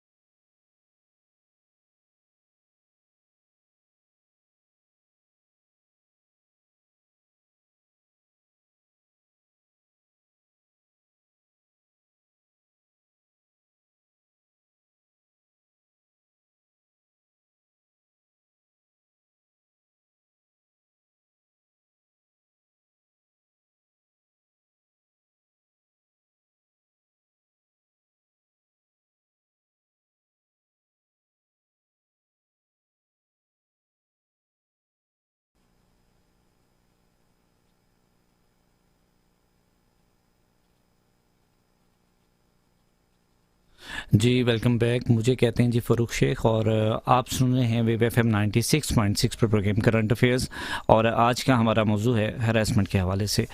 इसके मुख्तलिफ aspects को अभी तक हमने discuss कर लिया है, जिसमें अभी हमारे साथ ब्रेक पर जाने से पहले हमारे एक दोस्त इरफान सिद्दीकी साहिब कनाडा से हमारे साथ लाइन पर थे और हमें बता रहे थे कि कनाडा में क्या रूल्स एंड रेगुलेशन है हरासमेंट के हवाले से और इसके हवाले से बच्चों की तरबियत हमें किस तरीके से करनी चाहिए। अभी हमारे साथ लाइन पर हैं फ़ायज़ा अनवर साहिबा जो साइकोलॉजिस्ट हैं और इस हवाले से काफ़ी अच्छा जो है वो रखते हैं पॉइंट ऑफ व्यू। इनसे बात करते हैं हरासमेंट के हवाले से। अस्सलाम वालेकुम। वालेकुम सलाम। कैसी हैं? ठीक ठाक हैं मैडम? अल्लाह का शुक्र सर, आप कैसे हैं? अल्हम्दुलिल्लाह। मैडम हरासमेंट के हवाले से क्या कहना चाहेंगी? हरासमेंट के हवाले से आज हमारा मौजू है, इस हवाले से क्या कहना चाहेंगी कि क्या हरासमेंट को कैसे डिफाइन हम कर सकते हैं? पाकिस्तान में खास तौर पे इसकी बहुत ज़्यादा प्रैक्टिस की जा रही है, जो कि आप मतलब इस तरह है कि आप इन प्रोफेशन जो कि जिससे आप अर्न करते हैं वो भी आपका एक ऐसा हरासमेंट इनफैक्ट एक ऐसा बिहेवियर होता है या कोई जेस्चर या ऐसा वर्ड बोल देते हैं आप वो बेसिकली वो होता है जो कि आपको हर्ट कर देता है, अगले इंसान को जो है वो डिस्टर्ब कर देता है, तो वो अपनी परफॉर्मेंस उस तरह नहीं कर पाता जैसा कि वो अगर आप ना उसे हरास करें तो वो कर पाएगा। तो इस तरह पाकिस्तान में कास्ट, आपका प्रोफेशन, रंग, नस्ल, रिलीजन, हर चीज पे बहुत ज्यादा प्रैक्टिस हो रही है। और बेसिकली जो इसकी रीजन तो यही है कि जो एजुकेशन है उसमें बहुत ज्यादा बिल्कुल सही है, हमारे एजुकेशन लेवल उतना अच्छा नहीं है ना, इस वजह से। जो हमारे सोसाइटी का रोल है इसमें आप क्या समझते हैं कि हम जैसे कोई प्रॉब्लम आती है हमें ख़ास तौर पे तरबियत के हवाले से, हम हरासमेंट की बात करते हैं, तो हमें गाइडेंस के लिए कहाँ पर जाना चाहिए? पेरेंट्स तो हैं ही हैं, टीचर भी हैं, बीइंग द साइकोलॉजिस्ट क्या समझती हैं आप? साइकोलॉजिस्ट का रोल है इसमें कोई?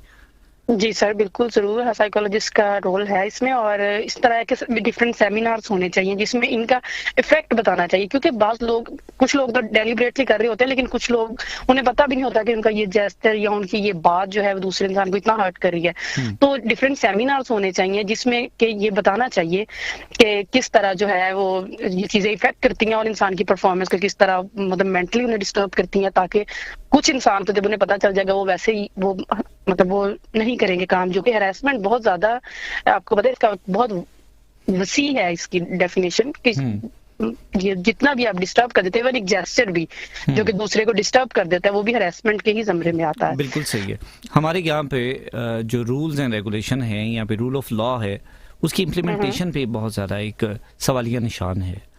जी बिल्कुल है। तो किसी चीज को जब भी हमने सही करना होता है तो हम गवर्नमेंट की तरफ देखते हैं कि गवर्नमेंट कुछ करेगी तो सोल्यूशन निकलेगा। गवर्नमेंट ने काफी लॉ भी बनाए हैं इस पे, लेकिन ये है कि लोग इस तरह से, एक तो अवेयरनेस नहीं है, लॉ बना हुआ है लेकिन लोगों को पता नहीं है। सही है। एक बहुत लिमिटेड जो लोग हैं उन्हें पता है, बाकी जो लोग हैं जो आम इंसान है हमारी सोसाइटी का उसे नहीं पता कि ये लॉ भी है, मेरे साथ ये हरकतें मैं जाके कह भी सकता हूँ या मैं इस पे केस कर सकता हूँ, उन्हें इवन पता भी नहीं होता। हमारे साथ डॉक्टर रिफत साहिबा मौजूद हैं और जो अप्लाइड साइकोलॉजी की हेड है, तो इनसे अभी हम बात कर रहे थे हरासमेंट के हवाले से। सो जनरल जितने भी बेसिक एप्लीकेशंस हैं या कॉजेज़ हैं, रूट कॉज हैं, अभी मैडम ने डिस्कस किए हैं, कुछ इनसे पूछना चाहें आप इस हवाले से? मैं सर जी मैं यही इनसे पूछना चाहती हूँ कि जो हरासमेंट है खासतौर पे पाकिस्तान में, इसको किस तरह कंट्रोल किया जा सकता है? पाकिस्तान में कैसे इसका कंट्रोल हो सकता है? डॉक्टर साहब कुछ कहना चाहेंगी आप? देखिए, पहले तो आता है लॉ, आप खुद से कुछ नहीं कर सकते, ठीक है। एक लॉ होता है, पॉलिसी होती है, और आप उस लॉ में रहते हुए ही अपने राइट का इस्तेमाल करते हैं। दूसरा ये कि उस लॉ को ट्रांसपेरेंट बनाया जाए। सही है, बिल्कुल सही। इम्प्लीमेंटेशन को, लेकिन मैं यहाँ पे एक बात कहूँगी कि देखें, इल्ज़ाम लगाने वाला और जिस पर इल्ज़ाम लग रहा है दोनों इंसान हैं, ठीक है। एक शख्स पर अगर इल्ज़ाम लगता है और 2 साल के बाद वो बेगुनाह साबित हो जाता है, तो 2 साल तक उसने जो अजियत सही है उसकी तलाफी आप नहीं कर सकते। बिल्कुल सही, ठीक है। तो हमारे अनफॉर्चुनेटली ये होता है कि हमारे यहाँ, मैं देखिए मैं खुद औरत हूँ, लेकिन इसका मतलब ये नहीं है कि मैं सिर्फ औरत को ही डिफेंड करूं। मैं एक ओपनली बात कहूंगी कि हमारे यहाँ जब औरत किसी पर इल्ज़ाम लगाती है तो बड़ी आसानी से एक्सेप्ट कर लिया जाता है, ठीक है। लेकिन ज़रूरी नहीं है कि एक औरत, हर औरत जो इल्ज़ाम लगा रही है हर मर्द पर, कि वो मर्द जो है वो वाकई मुजरिम है। ये भी है ना कि वो जो इल्ज़ाम लगाया जा रहा है वो दुरुस्त भी है कि नहीं। मैं ये कहती हूँ कि जो लॉ बनाते हैं, जब उसकी आप एक फेयर इन्वेस्टिगेशन करें, न्यूट्रल होकर करें, अनबाइज्ड होकर करें, ये ना सोचें कि इल्ज़ाम जिस पर लग रहा है वो मर्द है या औरत, इल्ज़ाम लगाने वाली औरत है या मर्द है। आप बिल्कुल न्यूट्रल होकर इन्वेस्टिगेशन करें, और जब एक पर्सन जो है वो मुजरिम साबित हो जाए तो आप उसको रूल्स के अकॉर्डिंगली पनिश करें, क्योंकि जब आप पनिशमेंट की बात पे आते हैं ना तो फिर आपको रूल्स देखने पड़ते हैं। मैं खुद से किसी को उठ के पनिश नहीं कर सकती, मैं अपने स्टूडेंट को, हमारी यूनिवर्सिटी की अपनी पॉलिसी होगी, उनकी कमेटी बैठेगी, वो सारा उसको इन्वेस्टिगेट करेंगे और जो मुजरिम होगा उसको रूल्स के अकॉर्डिंगली पनिश करेंगे। तो लॉ तो पहले नंबर पर आता है, उसकी इम्प्लीमेंटेशन, फेयर इन्वेस्टिगेशन, पूरा प्रोसेस जो है वो पहले नंबर आएगा, और न्यूट्रल होके करें, ये ना देखें कि ये मर्द है औरत है। दूसरा, मीडिया ट्रायल लोगों का बंद करना है। मीडिया ट्रायल बहुत नेगेटिव इसका इम्पैक्ट होता है कि एक पर्सन अभी उस पर जुर्म साबित ही नहीं हुआ, अभी वो केस है, और आप पहले ही कह देते हैं इसने ये किया ये किया ये किया, और वो और इसकी फैमिली जो है बहुत अजियत से गुजरते हैं। ये भी हमारे यहाँ बहुत वो गलत है। दूसरा, जब आप इसको कंट्रोल उस वक्त करेंगे कि जब आप एक कमिटमेंट करेंगे, जब टॉप एडमिनिस्ट्रेशन जो है वो कमिटमेंट करती है कि हम में से कोई भी इंटरफेयर नहीं करेगा, ना अपनी ताकत का इस्तेमाल करेंगे ना अपने पैसे का इस्तेमाल करेंगे। अब अगर मेरे अंदर ये खौफ ऑलरेडी मौजूद है कि एक पर्सन जो है वो अपनी ताकत के जोर पर पॉलिटिकल एफिलिएशन की बेस पर उसको रिलीफ मिल जाना है, और कल को मुझे मेरी फैमिली को तंग किया जाएगा तो मैंने फिर खामोश ही रहना है और वो मामला दब जाएगा। तो पहली जिम्मेदारी तो गवर्नमेंट की है, वही इसको कंट्रोल कर सकती है। फिर जिन इदारों ने उसको लेकर चलना है वो इदारे बिल्कुल एक करप्शन फ्री उनको होना चाहिए, एनवायरनमेंट करप्शन फ्री होना चाहिए। बिल्कुल सही है। जो एम्प्लॉयज वहाँ के जो वो टीम है, जो इंक्वायरी टीम है या जो भी लोग उसको इन्वेस्टिगेट कर रहे हैं, न्यूट्रल होकर और ईमानदारी के साथ अपनी रिपोर्ट को प्रेजेंट करें, और फिर कोर्ट जो है वो उसको जो है वो पनिशमेंट, अगर कोर्ट तक मामला जाता है तो पनिशमेंट जो है वो उसको सुनाई जाए, ये हो सकता है। दूसरा ये कि मीडिया का भी इसमें रोल है, आप अवेयरनेस भी दे लोगों को, जैसे लोगों को बताएं कि ये हैरेसमेंट, ये चीजें भी हैरेसमेंट पे आती है और ये भी आपका राइट है। बिल्कुल सही है। राइट का ही नहीं पता यहाँ पे लोगों को। बिल्कुल सही है। फायजा साहिबा क्या कहना चाहेंगी, जैसे भी मेडिकली कुछ लोग ऐसे होते हैं जो मेंटली फिट नहीं होते हैं, रिटार्डेड होते हैं, मेंटली डिस्टर्ब होते हैं, तो उस खास अपनी पोजीशन में रहने के बाद किसी को प्रेशराइज करते हैं, किसी को टेम्पटाइज करते हैं, और बाद में हमें ये सुनने को मिलता है ये मेंटली ठीक नहीं है। सो इन लोगों को कैसे डील किया जा सकता है, कहाँ से स्टार्ट किया जा सकता है इनके ऊपर वर्किंग को? मतलब मेंटली ठीक नहीं है इसलिए ये मतलब ये वर्ड बोल दिया है या इस तरह। अमूमन ये होता है कुछ लोग जो जैसे स्पेशल पर्सन्स में कुछ लोग शामिल होते हैं, ये मेंटली वो इतने स्ट्रांग नहीं होते हैं, सो वो उनको स्पेशल ट्रीट किया जाता है फैमिली में, उनका attitude out of the way होता है बाजुकात कि वो खाने पीने में भी चीज़ों को साइड पे करेंगे, किसी के साथ ट्रीट करेंगे तो बड़ा एग्रेशन में ट्रीट करेंगे, किसी को गाली निकाल देंगे, किसी को थप्पड़ मार देंगे। जी उन सर, लोगों का वो तो ऑटोमेटिक हैरेसमेंट में आ रहे हैं। जी वो बेसिकली सर उनका कंट्रोल नहीं है ना, वो इस ज़मरा में इसलिए नहीं आते क्योंकि वो कंट्रोल में नहीं है अपने।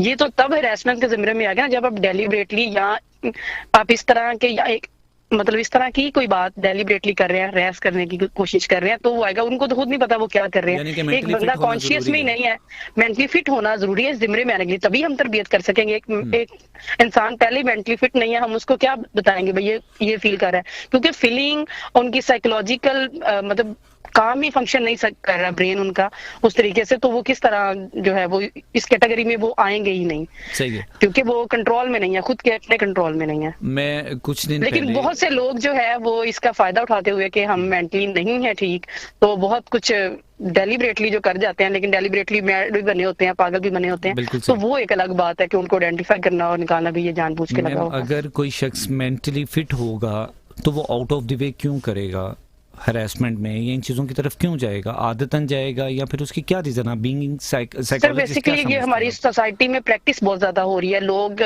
इवन अगर लड़ाई भी हो जाए, ये ज्यादा तो तरबियत वगैरह ही होती है, या आपकी सोसाइटी या आपके फ्रेंड्स वो इस तरह ज्यादातर लोग इम्प्रेस होते हैं। फ्रेंड्स अगर इस तरह कर रहे हैं तो वो कहेंगे भाई ये बड़ा इसका ना वो एक स्टाइल है ये कैसे करने का, तो ये एज अ स्टाइल भी अडॉप्ट कर लेते हैं इसको कि अगर हम लड़ाई हो गई कहेंगे अच्छा ये सब्जी वाले का बच्चा है, ये फलां का, इस मतलब इवन आपका प्रोफेशन जिस पे हम अर्न कर रहे हैं उस पे भी वो आपको जो है वो करेगा, इवन वर्क प्लेस पे या स्कूल्स में डिफरेंट बॉडी शेप पे। इसके अलावा आपके जो अगर आपका अल्लाह ताला नहीं आपको हैंडीकैप बना दिया किसी एक आपका बॉडी पार्ट जो है वो नहीं ठीक, तो उस पे उसको करेंगे, हालांकि उसमें उस बंदे का इख्तियार नहीं है। लेकिन ये बेसिकली तरबियत के ही समझ में आता है कि उनको सिखाया नहीं गया, उन्होंने वो होते देखा और वो ही वो बच्चा कर रहा है। बेसिकली जो फर्स्ट 5 इयर्स होते हैं वो बहुत ज्यादा फोकस्ड होने चाहिए पेरेंट्स के लिए कि वो बच्चों को जो है वो अच्छा बुरा और इस तरह बताएं और उनको फील करवाएं कि अगर आपके साथ कोई इस तरह करे तो आप भी अच्छा फील नहीं करेंगे। बिल्कुल सही है। तो इस तरह डिफरेंट ट्रेनिंग्स जो है वो होनी चाहिए और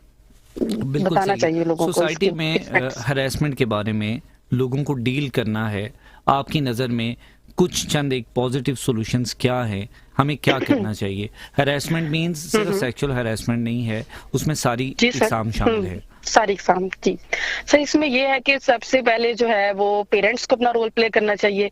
सेकेंडली ये है कि आजकल लोग मीडिया से बहुत ज्यादा इंप्रेस होते हैं, मीडिया को अपना रोल प्ले करना चाहिए, पेरेंट्स को करना चाहिए। आपको डिफरेंट जो है वो इसके हवाले से साइकोलॉजिस्ट का अगर रोल देख ले तो उनको डिफरेंट सेमिनार्स कंडक्ट करने चाहिए इससे रिलेटेड, और आम इंसान को जो है उसके बारे में उस तक पहुंचाना चाहिए कि जैसे कि आप शो कर रहे हैं तो डिफरेंट लोग सुनेंगे तो वो इसके बारे में जो है उनकी अवेयरनेस आए कि भाई ये चीज जो है ये इस ज़मरे में आती है, तो वो डेफिनेटली अगर। और इसके अलावा गवर्नमेंट को ये चाहिए कि वो एजुकेशन जो है वो एक तो बहुत ज्यादा लोग एजुकेटेड भी नहीं है, ये रेशो बहुत कम है। इस रेशो को जो है वो ज्यादा करे, एजुकेटेड लोग ज्यादा होंगे तो वो जब उन्हें इल्म होगा तो वो ऐसे नहीं करेंगे। और दूसरा जो क्वालिटी ऑफ एजुकेशन है उसको भी बेहतर किया जाए, ताकि उसका हमारे जो सिलेबस है और इसमें इस तरह की चीजों को जो है वो उसकी बताया जाए कि रिलीजन लिए भी अच्छा नहीं समझा जाता, या अगर मजहबी जो लोग हैं डिफरेंट लोग जाते हैं जैसे कि उसमें एक आम इशू या एक सिर्फ वो बातें करना रोजा नमाज, उससे हट के लोगों को सोसाइटी के ये जो, क्योंकि सोसाइटी का ये बहुत मेन इशू है, तो इससे रिलेटेड भी जो मजहबी उलमा है उनको भी अपना किरदार अदा करना चाहिए। और इसके अलावा डिफरेंट लॉज भी बनने चाहिए और भी बहुत पावरफुल लॉ जो कि आम इंसान भी जो इस्तेमाल कर सके। तो हर लेवल पे इस पे काम हो तो डेफिनेटली ये हम इससे बच सकते हैं। और बहुत शुक्रिया मैडम, आपने कीमती वक्त दिया अपना। हमारे साथ मौजूद थी फायजा अनवर साहिबा और अभी इस हवाले से बात कर रही थी कि हरासमेंट को कैसे कंट्रोल किया जा सकता है। डॉक्टर साहिबा, एजुकेशन का जिक्र किया फायजा अनवर साहिबा ने अभी कि एजुकेशन जो है वो एक की रोल प्ले कर सकता है। किस हद तक समझती हैं आप? हमारे यहाँ पे तो लिटरेसी रेट ऑलरेडी बहुत कम है। देखिए, एजुकेशन है उसका बड़ा इम्पोर्टेंट रोल है क्योंकि ये आपको अवेयर करती है, लेकिन अनफॉर्चुनेटली हमारा जो एजुकेशनल सिस्टम है ना वो सिर्फ लोगों को नॉलेज दे रहा है, उस नॉलेज की प्रैक्टिकल जो एप्लीकेशन है ना उसमें हम फेल है। देखिए, तालीम जो होती है उसके साथ तरबियत ज़रूरी होती है। सही।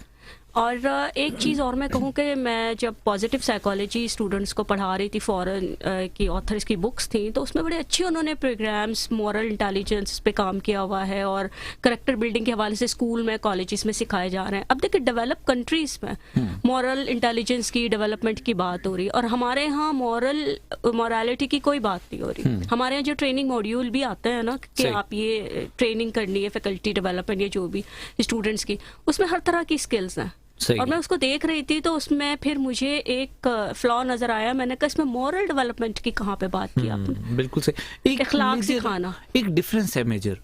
हमारी बहुत सारी चीज़ें सिर्फ किताबों की हद तक महदूद हैं, हम प्रैक्टिकली उसको इम्प्लीमेंट नहीं कर पाते। ख़ास तौर पे साइकोलॉजी में बहुत सारे ऐसे टॉपिक्स हैं जिनको हम प्रैक्टिकली इम्प्लीमेंट करवा सकते हैं लेकिन हम नहीं करवाते। उसकी क्या रीज़न आपको लगती है? देखिए, उसमें फिर ये होता है कि बहुत सारे रीजंस हैं कि आप किस एंगल से कर रहे हैं, आपकी स्ट्रैटेजी, आपकी यूनिवर्सिटी पॉलिसी क्या है, आपकी डिपार्टमेंट के क्या आपकी स्ट्रैटेजीज हैं। आपने इम्प्लीमेंटेशन में तो यूनिवर्सिटी पॉलिसी नहीं आनी चाहिए। नहीं, देखिए वो इस तरह नहीं है कि जैसे अगर मैं कुछ एडिशनल बच्चों को सिखाना चाहती हूँ, उनकी ट्रेनिंग करना चाहती हूँ, तो मेरे पास इतना राइट है कि मैं कोई सेमिनार अरेंज करके, वर्कशॉप अरेंज करके मैं कर सकती हूँ। इतनी मेरे पास डिपार्टमेंट में हमारे पास अथॉरिटी होती है और हमारी एडमिनिस्ट्रेशन भी कहती है कि भाई ठीक है, आप वैरायटी के प्रोग्राम्स कर सकते हैं। फिर डिपार्टमेंट टू डिपार्टमेंट चीज़ें वेरी करती है ना। जैसे कोई इस्लामिक स्टडीज़ का डिपार्टमेंट है, सोशियोलॉजी का डिपार्टमेंट है, साइकोलॉजी का डिपार्टमेंट है, इनकी अपनी डिमांड्स होती है। तो फिर हम कोर्स को सामने रखकर उनको देखते हुए हम ट्रेनिंग प्रोग्राम्स करते हैं। तो मैं ये कह रही हूँ कि देखें, हैरेसमेंट के हवाले से एजुकेशन में ये कि आप अलग से सेमिनार्स वर्कशॉप्स करके या आप कुछ इस तरह के प्रोग्राम करके स्टूडेंट्स को अवेयरनेस दे सकते हैं, टीचर्स को अवेयरनेस दे सकते हैं, स्टाफ नॉन टीचिंग स्टाफ को भी आप अवेयरनेस दे सकते हैं कि ये हैं, वो आप कर सकते हैं। वो हम पर कोई इतनी रिस्ट्रिक्शन नहीं, वो स्कूल कॉलेजेस सब जगहों पे हो सकता है। तो एजुकेशन में ये है कि क्यूरिकुलम में ऐड किया जा सकता है आप उसको हैरेसमेंट के हवाले से, वायलेंस को जैसे हम पढ़ते हैं, इंटॉलरेंस को पढ़ते हैं, डिफरेंट क्राइम्स को पढ़ते हैं, तो हैरेसमेंट का टॉपिक को भी क्यूरिकुलम में ऐड करके आप लोगों को एजुकेट करते हैं। लेकिन एजुकेट करने के साथ सिर्फ ये नहीं कि आपने उसको नॉलेज दिया, आप उसकी जो है उनको डिफरेंट प्रोग्राम्स के जरिए आप उनको ट्रेन करें कि आपने अपने आप को कैसे बचाना है और आपने दूसरों को कैसे जो है वो सेव करना है। और सेकेंडली ये है अपने राइट के लिए कब कैसे आवाज उठानी है और किस तरह जो है वो आपने अंडरस्टैंड करना है कि ये हैरेसमेंट है। बिल्कुल सही, ठीक है। और इसके साथ आप बच्चों की मॉरल इंटेलिजेंस पे काम करें, मतलब इनकी शुरू से इनको दिखाएं, क्योंकि मॉरल इंटेलिजेंस आपको बताती है क्या सही है क्या गलत है, रिस्पॉन्सिबल बनना सिखाती है। मैम, एक जनरेशन गैप है, उसको मानती हैं आप? हमारी पहले वाली जनरेशन में और आज की जनरेशन में एक गैप है। पहले वाली जनरेशन में बहुत सारी चीज़ें ऐसी थी जिनको जनरली छोड़ दिया जाता था। जैसे अभी आपने एग्जांपल दी थी कि अगर कोई प्रॉब्लम आ रही है तो हम कहते बेटा छोड़ दो, इसकी आदत है, ये ऐसे ही करेगा। आज के दौर में हमें ज़रूरत महसूस होती है कि हमें कोई अवेयर करें या हमें समझाए। ये जनरेशन गैप जो है ये सही है? जनरेशन गैप तो मैं नहीं कहूँगी, हमारे ना इंटरेस्ट चेंज हो गए हैं, प्रायोरिटीज चेंज हो गई हैं। देखिए, पहले ये होता था कि आपकी फैमिली में भी कोई बड़े होते थे, आप उनके साथ टाइम स्पेंड करते थे, मैं 1 घंटा उनके साथ बैठती थी, बात करते थे, हमारे बड़े डिफरेंट पॉलिटिकल इश्यूज, अपने ज़माने की हमें स्टोरी सुनाते थे। उससे क्या होता था, हमारी शख्सियत में एक ठहराव आता था, हम उन्हें सुनते थे, कॉन्सेंट्रेशन हमारी बढ़ती थी, हम उनसे बहुत कुछ सीखते थे। देखिए मैं आपके सामने बैठी हूँ, आपके जो स्टाइल है बात करने का, ये बहुत सारी चीज़ें मैं अनकॉन्शियसली लाशोरी तौर पर सीख रही हूँ, मेरे अंदर आ रही होती है। हम सब एक दूसरे से कुछ ना कुछ सीखते हैं। हमने वो टाइम स्पेंड करना छोड़ दिया।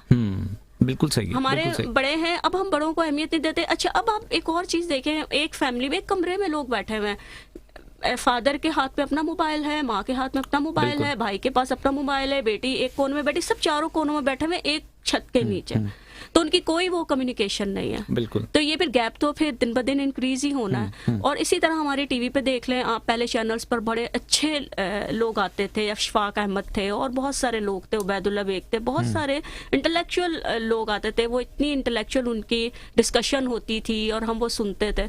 अब टीवी पर भी आपको रोल मॉडल नजर नहीं आते जिनसे आप कुछ सीख सकें। ट्रेंड चेंज हो गया ना, उसकी सेटिंग चेंज हो गई, हमारा इंटरेस्ट चेंज हो गया। अब हम मोबाइल के साथ ज्यादा खुश हैं। बिल्कुल ऐसे ही है। और जब हम मीडिया अवेयरनेस की बात करते हैं तो उसमें ख़ास तौर पे मीडिया का किरदार जो है वो ज़रूरी है, इस पे बात भी होनी चाहिए। और इसी हवाले से आज हमने भी ये ज़रूरी समझा कि हरासमेंट के हवाले से एक डिटेल प्रोग्राम आपके लिए किया जाए और आपको बताया जाए कि इसके क्या क्या प्रॉस एंड कॉन्स हैं, कहाँ कहाँ पे हम इन चीज़ों को कवर कर सकते हैं और कहाँ कहाँ पर ऐसी डेफिशिएंसी है जो हमारे उसमें टेरिटरी से बाहर चली जाती है, वहाँ पर हम काम खुद से नहीं कर पाते। सो यहाँ पर एक ब्रेक लेते हैं, ब्रेक से वापस आएंगे, अपनी गुफ्तगू को जारी रखेंगे, हमारे साथ रहिएगा। मिलते हैं ब्रेक के बाद।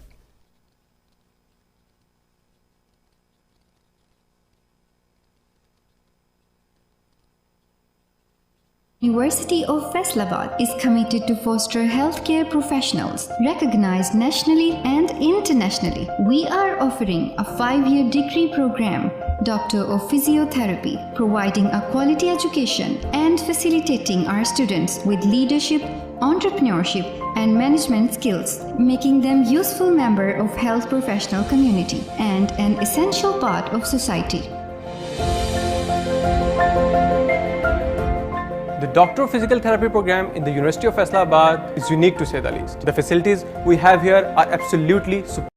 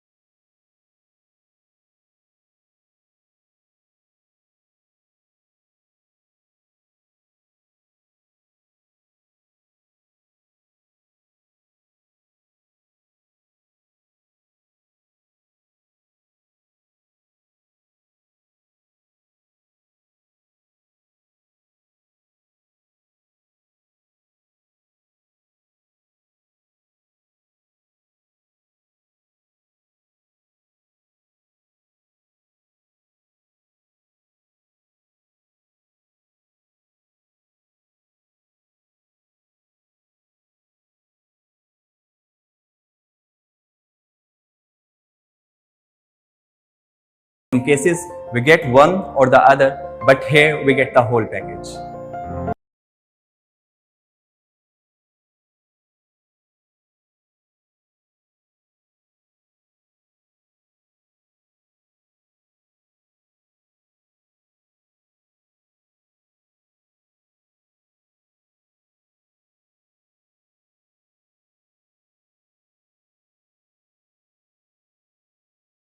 Patient on my own, because I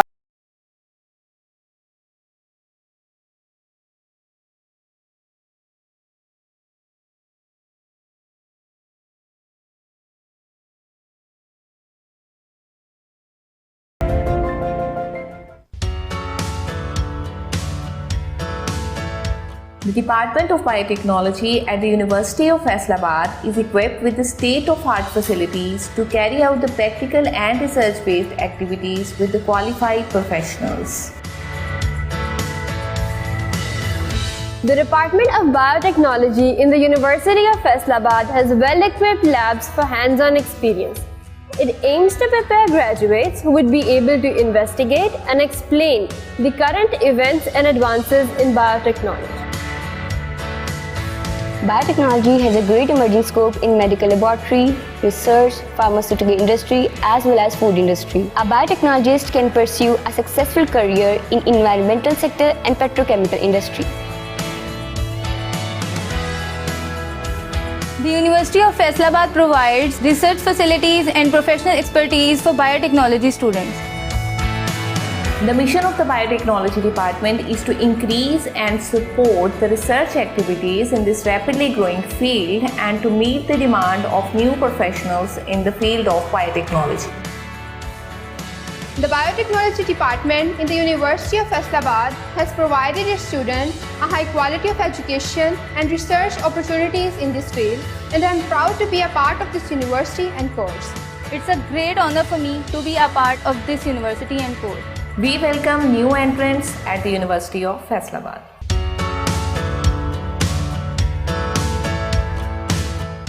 The University of Faisalabad has a privilege to be a pioneer to start bachelor's, master's and PhD electrical engineering programs in Faisalabad. Since 2003, we have produced more than 1,000 high-quality graduates that are successfully pursuing their careers in national and multinational organizations around the globe. To match the rise of interdisciplinary and multidisciplinary learning, our programs will be completely revamped from fall 2021 by introducing 3 new specializations comprising of Internet of Things, Artificial Intelligence and Quantum Computing. The Department of Electrical Engineering at the University of Faisalabad is among the few illustrious departments that have been granted Level 2 accreditation by Pakistan Engineering Council. Our department has state-of-the-art infrastructure that is instrumental in providing us world-class exposure to the cutting-edge technologies.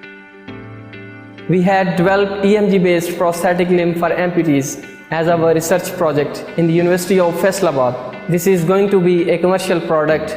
We were given all the required equipment and infrastructure by the University of Faisalabad Electrical Department. We cover a diverse range of subdisciplines including power, optoelectronics, digital and analog electronics, artificial intelligence, control systems, Internet of Things and telecommunications. The department aspires to make the learning process for the students engaging and participative with experimental learning. Highly qualified faculty and fully equipped and standardized labs at the department play a definite role in realizing this mission. The supervisors here are immensely cooperative to render every sort of assistance and mentorships to the students. The Department of Electrical Engineering at TUF gives its undergraduate and graduate students an opportunity to work on real-world prototypes built by our faculty and students. Be it electric vehicles, biomedical instruments, robotics or power transmission and distribution, an experience which will not be gained in any other university. We look forward to keep improving and producing highly skilled graduates which will not only help them grow in their careers but also strengthen the society and consequently our beloved country.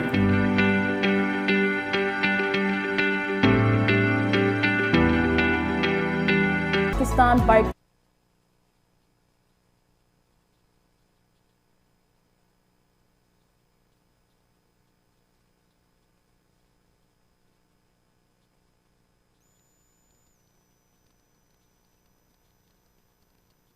Welcome back. मुझे कहते हैं जी फ़ारूक शेख और आप सुन रहे हैं wave FM 96.6 super program current affairs और harassment के हवाले से आज हम बात कर रहे हैं और आप लोगों की पार्टिसिपेशन भी प्रोग्राम में है। और हमें अभी ब्रेक में मकसूद साहब ने ज्वाइन किया था। मकसूद साहब कहते हैं जी प्रोग्राम बहुत अच्छा है। ज़फ़र इकबाल साहब की कॉल थी, इन्होंने भी प्रोग्राम को पसंद किया और आज के मौजू को पसंद किया। मकसूद साहब कहते हैं कि जो हरासमेंट है, किसी को हरासा करना है, उसकी बेसिक रीज़न एहसास है। हम लोगों में एहसास नाम की चीज़ नहीं है, एहसास ख़त्म हो गया, इसलिए हम इस चीज़ का ख्याल नहीं करते कि हम किसी को हरास कर रहे हैं। मैडम क्या कहना चाहेंगी इस हवाले से? जी बिल्कुल, बात वही होती है कि आपको ये sense of right and wrong होना चाहिए, ये रियलाइजेशन हमारे अंदर होनी चाहिए कि हमारे किस अमल से किसी को तकलीफ होती है। सही है, बिल्कुल सही। और ये हर लेवल पर है, आप कहीं भी जाएं, आप चाहे घर में हो, घर से बाहर हो, किसी इदारे में हो, ऐसा महसूस होता है कि एक शख्स दूसरे की तकलीफ को समझना ही नहीं चाहता और वो उसको अंडरस्टैंड ही नहीं करना चाहता है। तो ये है कि ये एक बहुत बड़ा फैक्टर है कि चीज़ों को समझें, और अगर हम में से हर शख्स ये समझे कि हम किस लेवल पर, देखिए हम इंसान हैं, हमसे गलतियां हो जाती हैं, लेकिन अपना एहतसाब किया जा सकता है, अपनी इस्लाह की जा सकती है। आप किसी भी स्टेज पर इस्लाह कर सकते हैं, तो आप कम से कम उसको एक्नॉलेज तो करें ना। हमारे यहाँ बहुत से लोग डिनाई करते हैं और वो इस बात को मानने को तैयार ही नहीं, वो कहते हैं हमने क्या किया, मैंने क्या किया, बिल्कुल मैंने तो कुछ नहीं किया। तो कम से कम इसको माने, पहले नंबर पर तो ये कि फर्स्ट लेवल पर तो ये कि आपको ये एहसास होना चाहिए कि हाँ ठीक है, आपसे अगर कोई गलती हो गई, आपने किसी को कोई, ठीक है आपने उसको उस तरह हैरिस नहीं किया, आपने गुस्से में कुछ कह दिया, तो भी आप उसको माने तो सही। बिल्कुल और जब आप मानेंगे तो ही आप अपनी इस्लाह कर सकते हैं और अपने आप को एक जो है अपने बिहेवियर में कोई चेंज ला सकते हैं। हैरेसमेंट के नफ्सियाती असरात क्या क्या मुरतब होते हैं हमारे ऊपर? बहुत ज़्यादा है इसके। इंसान शदीद खौफ का शिकार हो जाता है जो विक्टिम है, शदीद परेशानी का, और बाज़-औक़ात उसकी नींद भी उस तरह पूरी नहीं होती, सोते में वो डर जाता है, डिप्रेशन का शिकार होता है, और यहाँ तक कि ख़ुदकुशी तक भी बात चली जाती है कि अगर वो तंग आ गया और उस पर इल्ज़ाम लग रहा है और उस पर हर तरफ से लानतान हो रही है, अगर एक सपोज, और ये दोनों तरफ हो सकता है, ठीक है, एक वो शख्स जिसके ऊपर इल्ज़ाम लगा है और इल्ज़ाम झूठा है, लेकिन उसके पास अपनी बेगुनाही में कहने के लिए कोई सबूत नहीं है, साबित नहीं कर सकता कि मैं बेगुनाह हूँ, चाहे वो मर्द हो या औरत हो, तो बात खुदकुशी तक भी चली जाती है। और इसी तरह बाज़ औक़ात जो वाकई हैरिस हो रहा है, खौफ का शिकार है, तो वो भी जान छुड़ाने के लिए सुसाइड तक चला जाता है, उसको कोई रास्ता नज़र नहीं आता और वो शदीद डिप्रेशन और इसका शिकार होता है। तो ये फिर सालों उसके कॉन्फिडेंस को जो है वो उसको बहाल होने में बहुत टाइम लगता है। बिल्कुल तो हमें ये देखना चाहिए कि किस तरीके से हम जो हैं वो घर के अंदर भी, घर से बाहर भी, और डेली लाइफ में हम किस तरह छोटे छोटे जुमलों से, छोटे रवैयों से दूसरों को इस तरह हैरिस करते हैं कि सामने वाला जो है वो कुछ करने के काबिल नहीं होता। तो समझिए अगर आपने एक शख्स को नफ्सियाती मरीज बना दिया, अपनी पूरी फैमिली को जो है वो तबाह कर दी। बिल्कुल सही है। ख़ास तौर पे हमारे फैमिली सिस्टम में ये चीज़ें बहुत ज़्यादा देखने को मिलती है।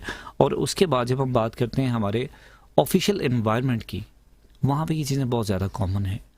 हम अगर हरासमेंट की एग्जांपल लेते हैं तो हमारे पास पहली एग्जांपल हमारे ऑफिसेज़ की एनवायरनमेंट की एग्जांपल्स आती हैं, जबकि जनरल एग्जांपल्स और बहुत सारी हैं, लेकिन ये सर फहरिस्त होती है। उसकी क्या रीज़न समझती हैं आप? ऑफिशियल एनवायरनमेंट भी हमारा अनफॉर्चुनेटली इदारों का माहौल भी ऐसा हो चुका है कि जहाँ पर स्टाफ को जो है वो मैनिपुलेट किया जाता है, उन्हें दबाया जाता है, और उनके अंदर भी एक खौफ सा डेवलप हो जाता है कि कहीं मेरी जॉब ना चली जाए या मैं नहीं करूँ तो मेरा बॉस जो है मुझसे नाराज़ होगा। लेकिन दूसरी तरफ अगर बॉस रूल के अकॉर्डिंगली काम कर रहा है तो उसके अंडर जो स्टाफ है वो पॉलिटिकल एफिलिएशन के होने के जी थ्रेट करते हैं कि जी मेरा फलां से ताल्लुक है और मैं ये कर दूं, और वो इस तरह की चीज़ें हैं, या डिफरेंट तरीक़ों से हैरिस करते हैं।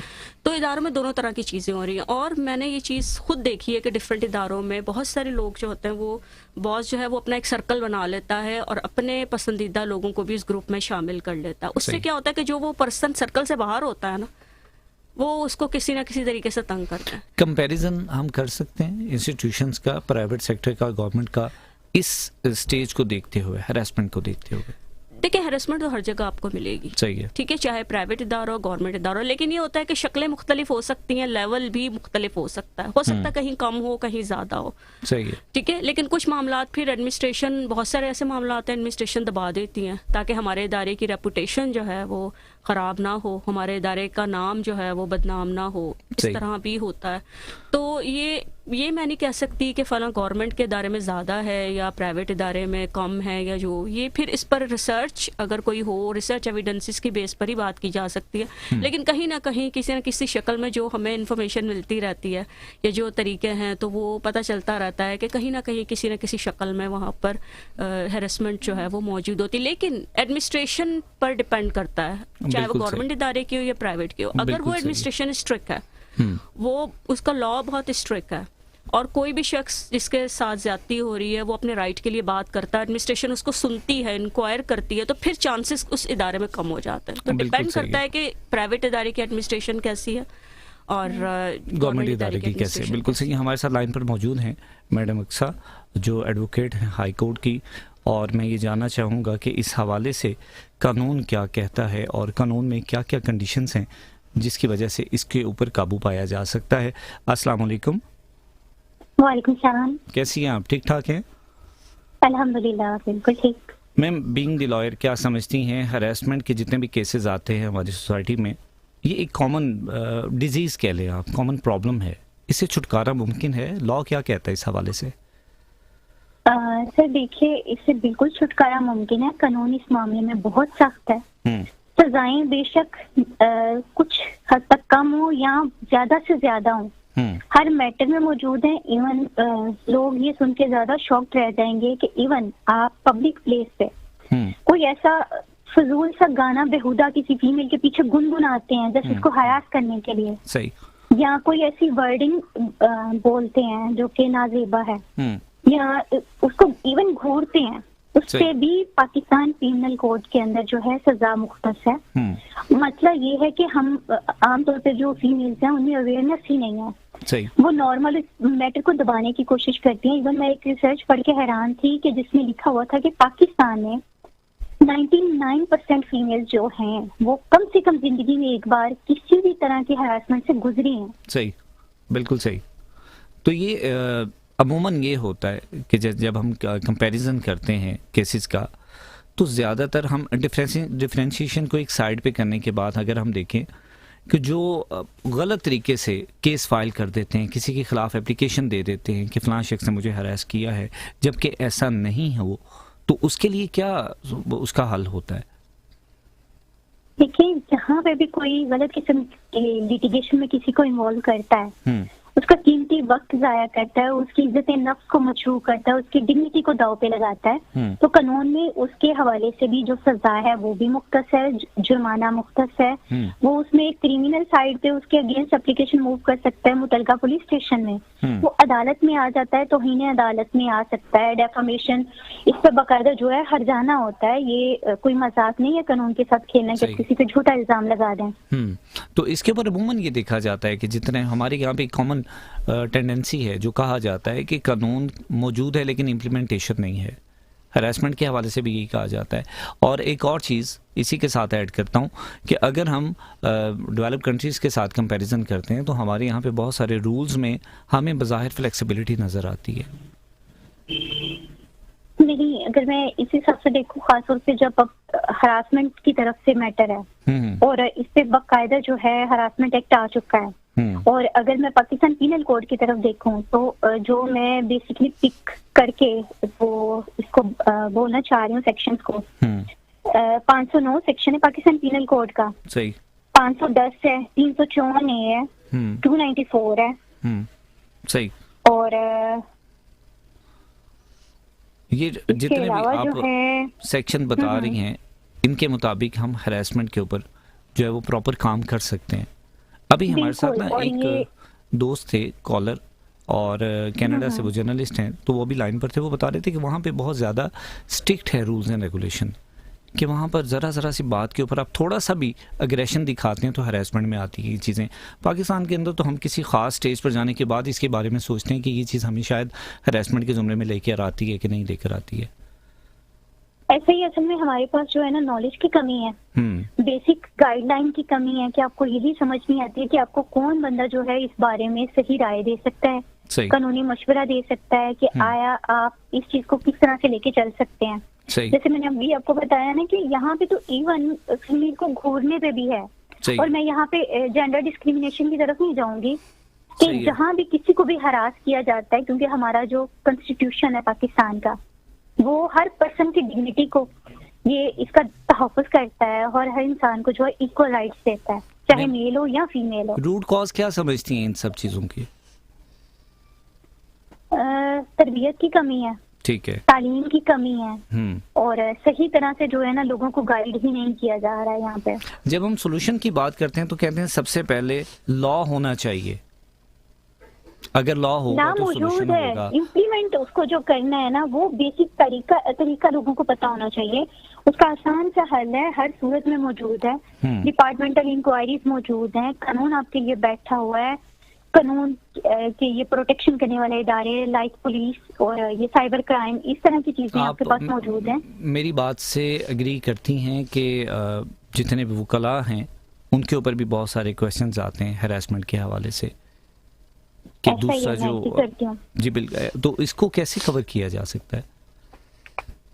देखिए यहाँ पे भी मसला यही है, जैसे पाकिस्तान के मोस्टली इदारों का मसला है ना, सही तरबियत नहीं है, सही तरीके से उनको गाइडलाइन नहीं फराहम की जा रही है। तो यहाँ पे भी अगर जो जैसे बाकी इदारों में हायर अथॉरिटीज बैठी हुई हैं, अगर यहाँ पे भी जो मेंबर्स पंजाब बार हैं और जो बार इंतजामिया है, अगर वो हर आने वाले वकील को प्रॉपर वे में जस्ट 1 से 2 दफा गाइड कर देना कि भाई ये आपका लीगल कंडक्ट है, आपने इसमें रह के ये दायरा कार है, इसे बाहर नहीं निकलना है, अपनी प्रोफेशन की, अपनी यूनिफॉर्म की डिग्निटी का ख्याल रखना है। सही है, बिल्कुल सही है। मैडम बहुत शुक्रिया, आपने कीमती वक्त दिया। जज़ाकल्लाह, थैंक यू सो मच। हमारे साथ मौजूद थी मैडम अक्सा जो एडवोकेट हाई कोर्ट हैं और अभी हरासमेंट के हवाले से हमें बता रही थी। और डॉक्टर साहब जाने से पहले कुछ कहना चाहें हमारे सुनने वालों को, आज के मौजू के हवाले से कोई एडवाइस करना चाहे? पहली चीज़ तो मैं कहूँगी कि देखें, अपनी ज़िम्मेदारी को भी समझें और अपने राइट्स को भी समझें, और इस हवाले से ज़्यादा इंफॉर्मेशन लें, नॉलेज लें कि क्या आपके राइट्स हैं, क्या आपकी रिस्पॉन्सिबिलिटीज़ हैं। आप घर से बाहर निकलते हैं तो दूसरों की जो ख़वातीन हैं बाहर, बल्कि मैं कहती हूँ राह चलने वाला कोई भी शख्स एक इज़्ज़त का हकदार है। बिल्कुल। और आप किसी इदारे में हैं या आप घर पर हैं या घर से बाहर हैं, हमेशा याद रखें कि आपके साथ जो भी दूसरा शख्स है वो भी इज़्ज़त का हकदार है, उसकी भी एक सेल्फ स्टीम है, उसका ख्याल रखें। और कोई भी ऐसा जुमला, कोई भी ऐसा रवैया जिससे सामने वाले को तकलीफ़ हो, अजियत महसूस हो, उसको जो है वो बदलने की कोशिश करें। अगर अब तक आप इस तरह करते आए हैं तो इस्लाह की गुंजाइश हर स्टेज पर होती है, हर वक्त होती है।